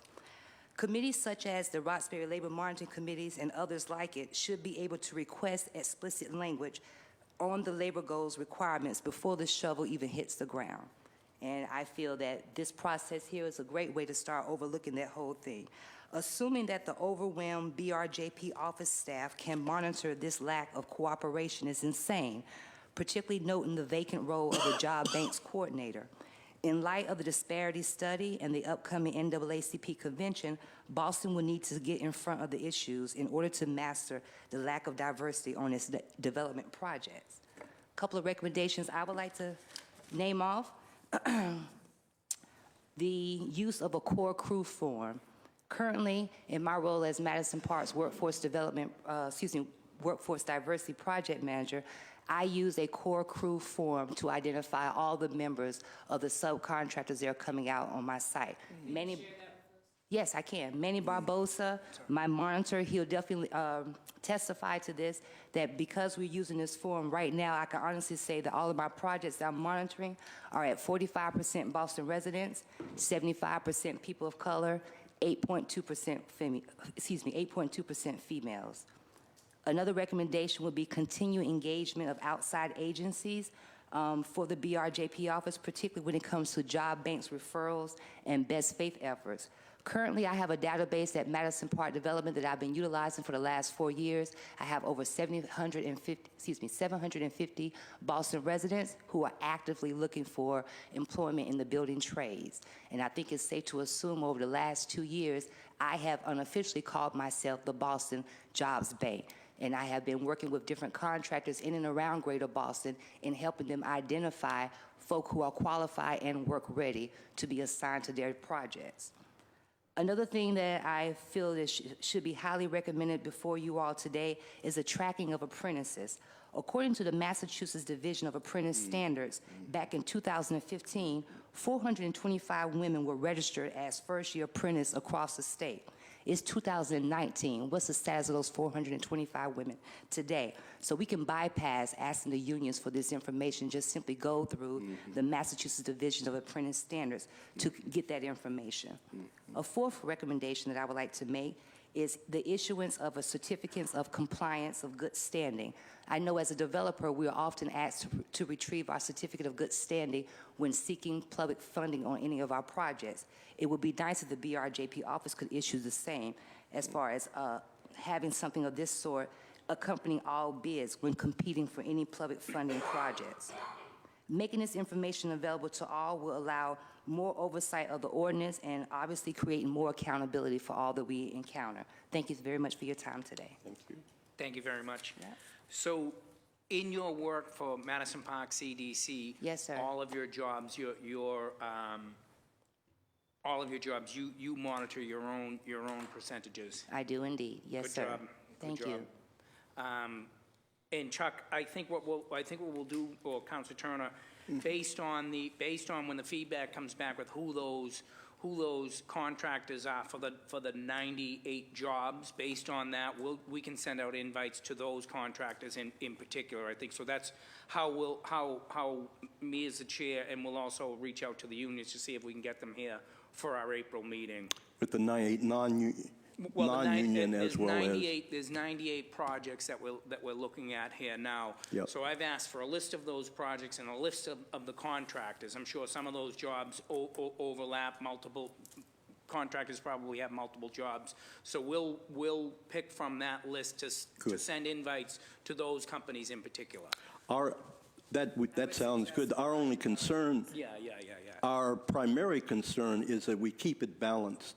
That is, that the unions have a share of the problem, the non-unions have a share of the problem, and so we need to work together to bring all of them in and testify. I totally agree. And Ms. Conrad, could you possibly send us some of those forms that you have? You have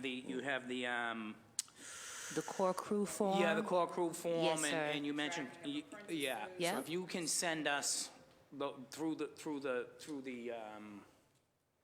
committee. It'll be You my can just send them pleasure. to the committee. I And appreciate then it. we'll have that for next meeting also, and maybe we can forward that on to the city people.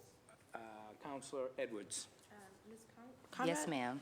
I just want to say thank you, and I'm recommending you to be the first recipient of the Certificate of Compliance in Good Standing. Thank you. You are setting a model, and I think that's wonderful, so I just wanted to say thank you. I appreciate Because it. too many times, it's about, we just don't know how, there's no pathway forward, we need a sample. You are doing the thing, and I wanted to say thank you. I appreciate it. Thank you so much. I could not do this work without the assistance of Chuck Turner, Wheezy, and Janet over the last couple of years. They've been on my back, and I just simply took the lessons home and applied it where necessary. So thank you again. That's it? Yes. I can't forget He's about actually them. on your back I'm so right now. sorry. Right, they're on my back at this moment. Listen, I want Councilor to Janey. thank you both, particularly you, Councilor Turner, for your leadership over the many years, many decades in this fight. You mentioned Mayor White, so that's just an indication of how long you've been in this struggle. And you've been a great mentor as I've taken on monitoring the construction jobs in Roxbury. And Ms. Conrad, you have been absolutely amazing. You know, I'm a big fan, and I'm so grateful that you've been able to participate in this hearing and offer some real concrete examples of what we can do to move the needle forward. And in many ways, people know the Jobs Bank here in Boston has not been operating to its fullest capacity, some staff changing, et cetera. Yes, ma'am. You have stepped in and filled that void, so I really do appreciate the work that you were doing Thank to you. make sure. And it's not just the jobs banks and connecting people. You do the jobs fairs, you do the trainings. Yes, ma'am. I mean, you're on top of it. I look forward to receiving the items that you highlighted in your testimony. Yes, ma'am. Because I think there are going to be some useful tools that we can use to move forward. Okay. I Thank you so appreciate it. much, both of you. And Thank thank to everyone else. I'm looking forward to hearing from more folks testifying. Thank you. Thank you. Thank you for your advocacy. And now we'll get back to public testimony. It was Dick Monks, Brother Lowe, and Priscilla Flint Banks.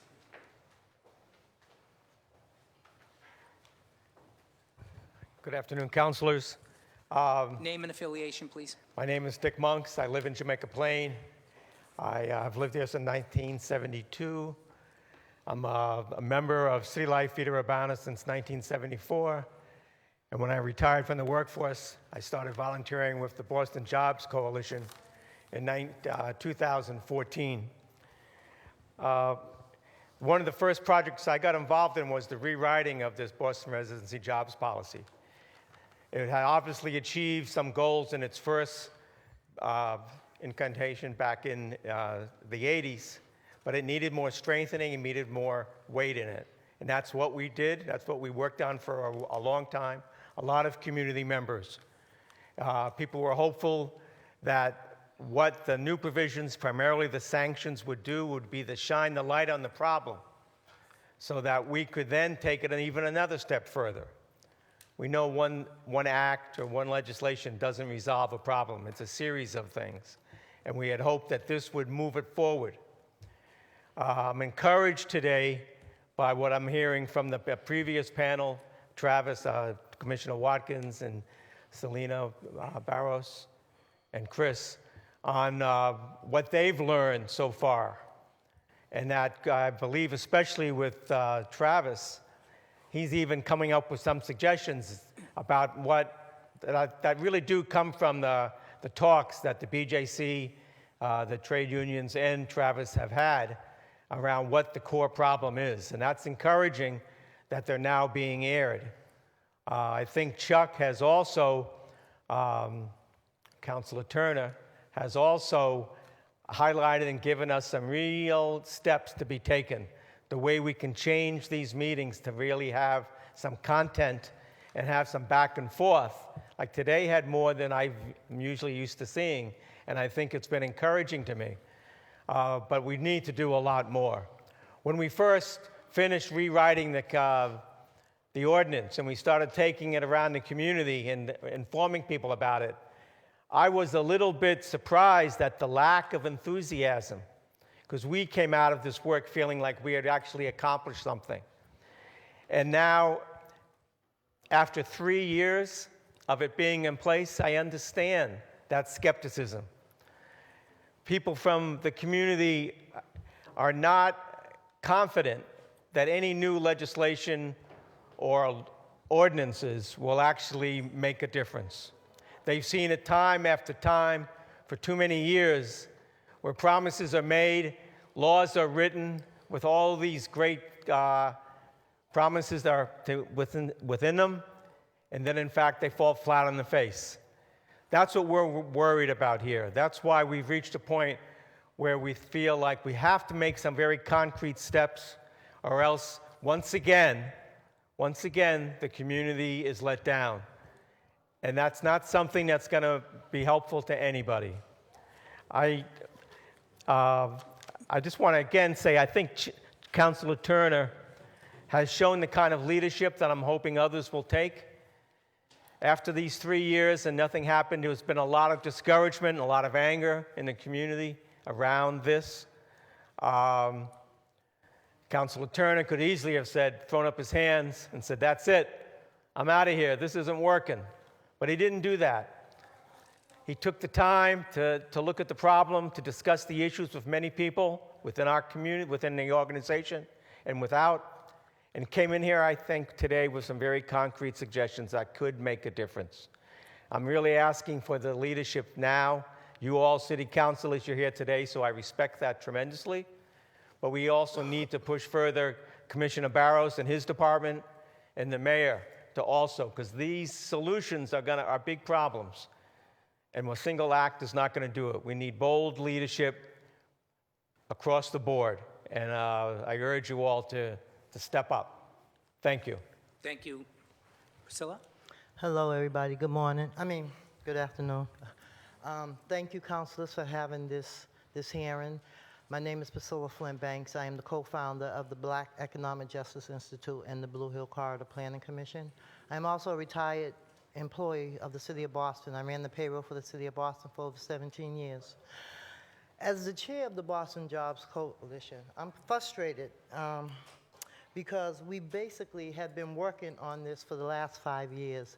And the fact that since 2017, when the new ordinance was approved, no one has been sanctioned. That is sad. It really is. We spend all this time, we come down here, we testify, we meet with all the different economic office. It's a process. I know it's a process.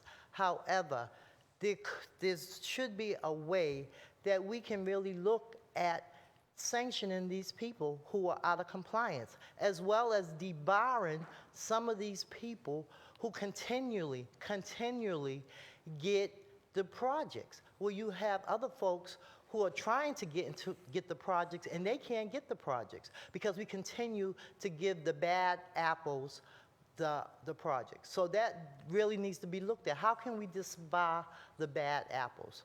As well, they said there's only 5 monitors. How can 5 monitors monitor all these projects? A few years ago, when we first started looking at changing the Boston Resident Job Policy, I said that we should maybe have monitoring committees in all the districts. That way you have people to get involved, people will know what's going on, because you're not going to never hire enough monitors to monitor all these projects. So I think that's something that should be looked at, that each district council should look at. And Kim, you've done a great job. I know I've missed a lot of the meetings, but I'm still involved. And we have to thank Councilor Turner as well, because he has been steadfast and unmovable. This is it's just sad that things just take so long, because people have come and gone, and we still don't have sanctions.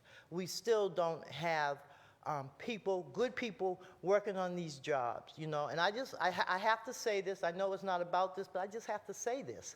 The fact that we only got 0.5% of $664 million in procurement is terrible.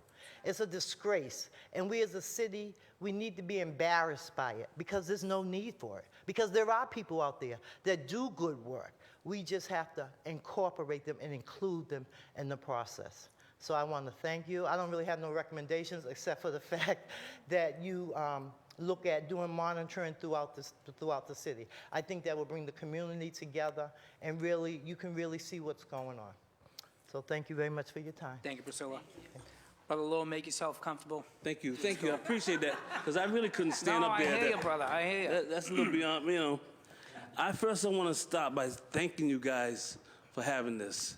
And I also want to ask you to be patient with me, because when I get emotional, I start talking, and sometimes my head that just goes off, but bear with me. So you want me to keep my eyes on you? Keep your eye on me, Frank. All right, I will. Yeah. So, first of all, I'm bothered. I just want to set all that previous stuff, I want to set that aside. Because, see, I'm a person that's more concerned with results. Results. And I don't know, also I want to thank, two people I want to thank that's over here to my right. One is Chris Brown. Chris Brown has been around for over, 30 years or so? And also Janet, who monitors for 30 years. So why I mention them? Because I'm a recipient of that Jobbers Bank. I was a pile driver, okay? And how I got the job was because there was no black men, well, I won't say none, but was never enough black men in the pile drivers union, and I was able to get on, and I enjoyed and loved what I was doing.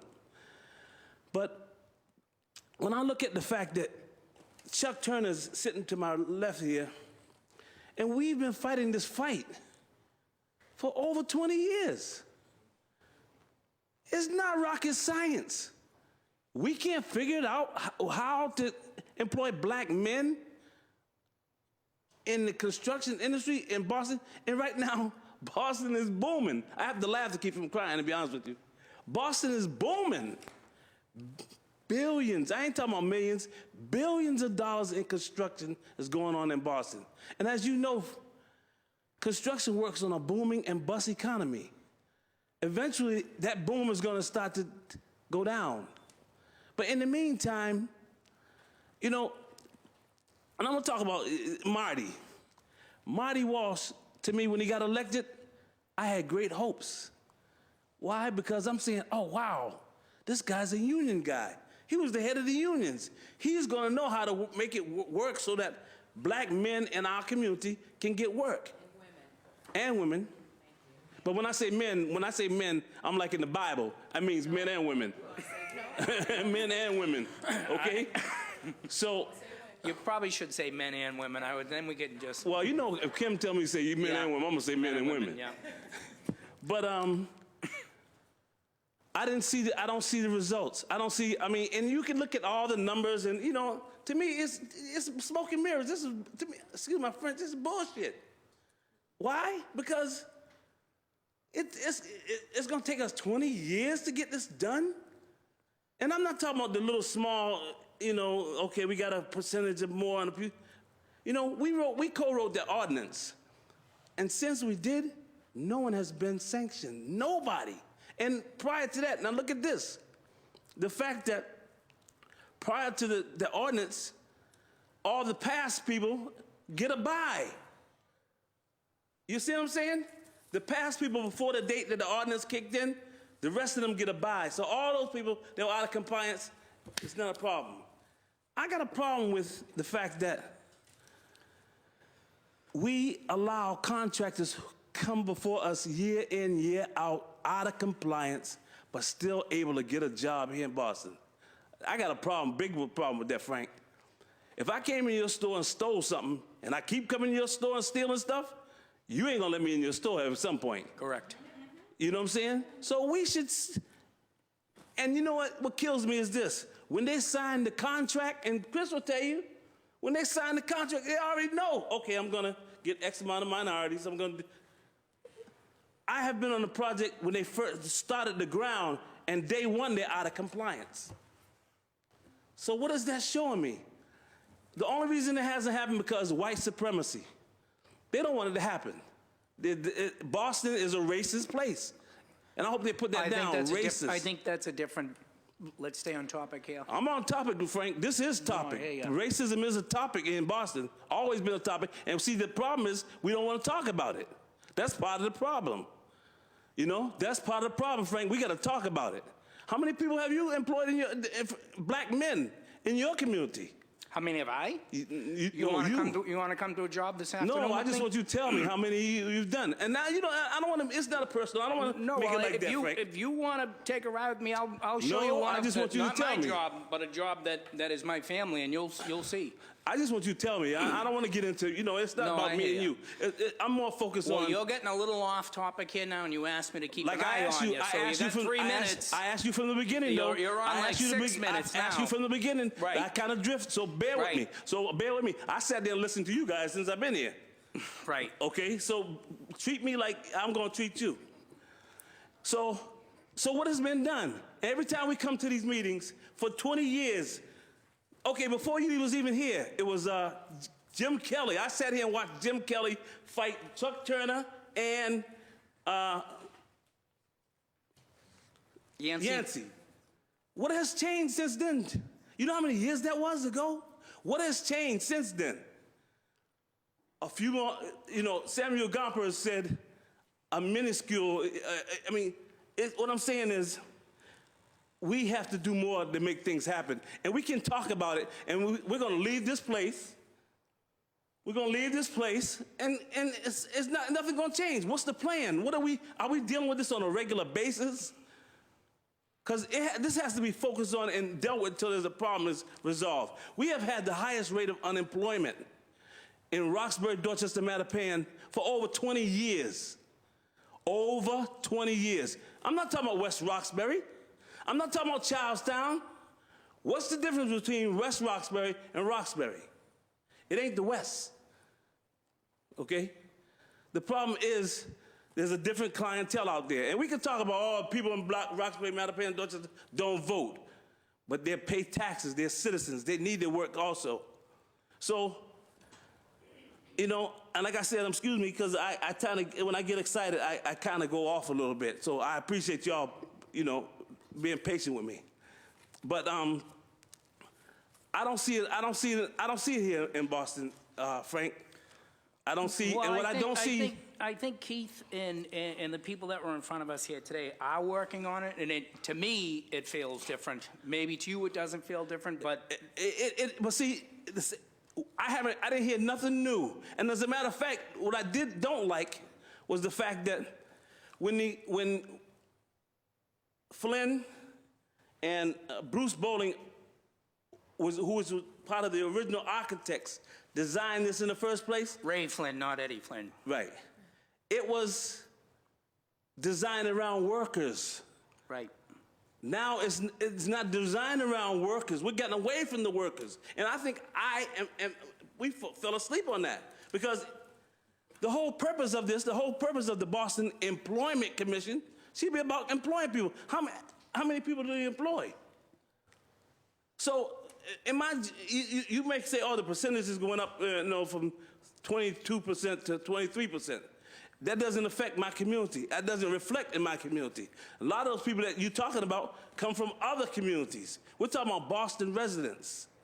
There was a sign at one time that used to say Boston for Boston residents. We don't hear that now. So, not to belabor things, but, I'm really bothered by the fact that I hope that we don't have to go through this another 2, 3, 4, 5 years. I really hope that some solutions come up. And you know what? I think if Chris was given the resources and people listen to him and allow, because I've seen this man, and it's only but so much he can do. I've seen him only but so much he can do. And I thank the sister from Madison Park, because we had to get in her case too before she was, wasn't all. So it's a beautiful thing now that they've turned over. But I want to see that reflected in City Hall. I want you guys to be. And I don't know how often you guys meet and talk about this topic. And I know there's a lot of different things you guys got to do. But this needs to be focused on, because as you know, gentrification is running us out. And if you can't afford to live here, you're not going to live here. And if you're not getting paid a decent wage, you can't stay here. And that affects our community immensely. It really affects our community. So I'm going to Finish up. Thank you. okay. You going to give me some more time? Well, I thought you were finishing up I there, was, but you... Yeah, bring us home. Okay, let me bring us home. So on the serious side of things, like I said, I benefited off it. I would like to see more people, And you know what? One of the part of the problems is this. MBE and WBEs who are working hire people from our community. So we should be talking about increasing MBE, WBE participation, more people of color with jobs, okay, pass those jobs down, okay? And one of the problems too is the unions keep saying, and I think y'all are afraid of the unions. I know y'all are scared of the unions. Y'all don't mess with the unions. But anyway, the unions are saying, oh, we can't find the people. We can't find them. Well, if you started training people, that would open the doors. You can find them if you start training them. And why can't we go, Frank, right to Kim, Lydia? Why can't we go to the high schools and get them out of the high schools if we really want to start training people? What's wrong with that? What's wrong with that? And I think in not East Boston, but somewhere out there, they were going to the union came to the school and they did that. But that doesn't happen here. So to bring it home, I don't want to be doing this. I've been doing this for a long time. Yep. And I'm frustrated because it's like our progress has not been enough, nowhere near enough. So I hope this isn't the last time, and I know it won't be the last time we're going to have this meeting, but I hope matter of fact, and to be honest with you, one of the things that they used to scare us about is, you can't sue because if you sue, then the city's, but I'll be honest with you, I think because of the fact that our community has been damaged, and I think we should go get Suffolk University, get some students at Suffolk University to study and make a case and maybe sue the city of Boston. I think there's been damages. And I think if we look at it, we can show that there has been damages in my community. But then we would be expending time on a lawsuit when we should be working on putting people. We should have been doing that a long time ago. We should have been doing that a long time ago. Let's, they say we got nothing to lose. Well, we've been losing all the way. Right. So we ain't gonna lose nothing anyway. So I'm just saying, I think that should be a part of to be looked at. Okay. Okay? Thank you for today. Thank you for your words. Appreciate Thank your you. words. And I hope that there's really going to be, when you leave here, I hope there's going to be some real solutions, so we don't have to go the other route. Thank you. Thank you.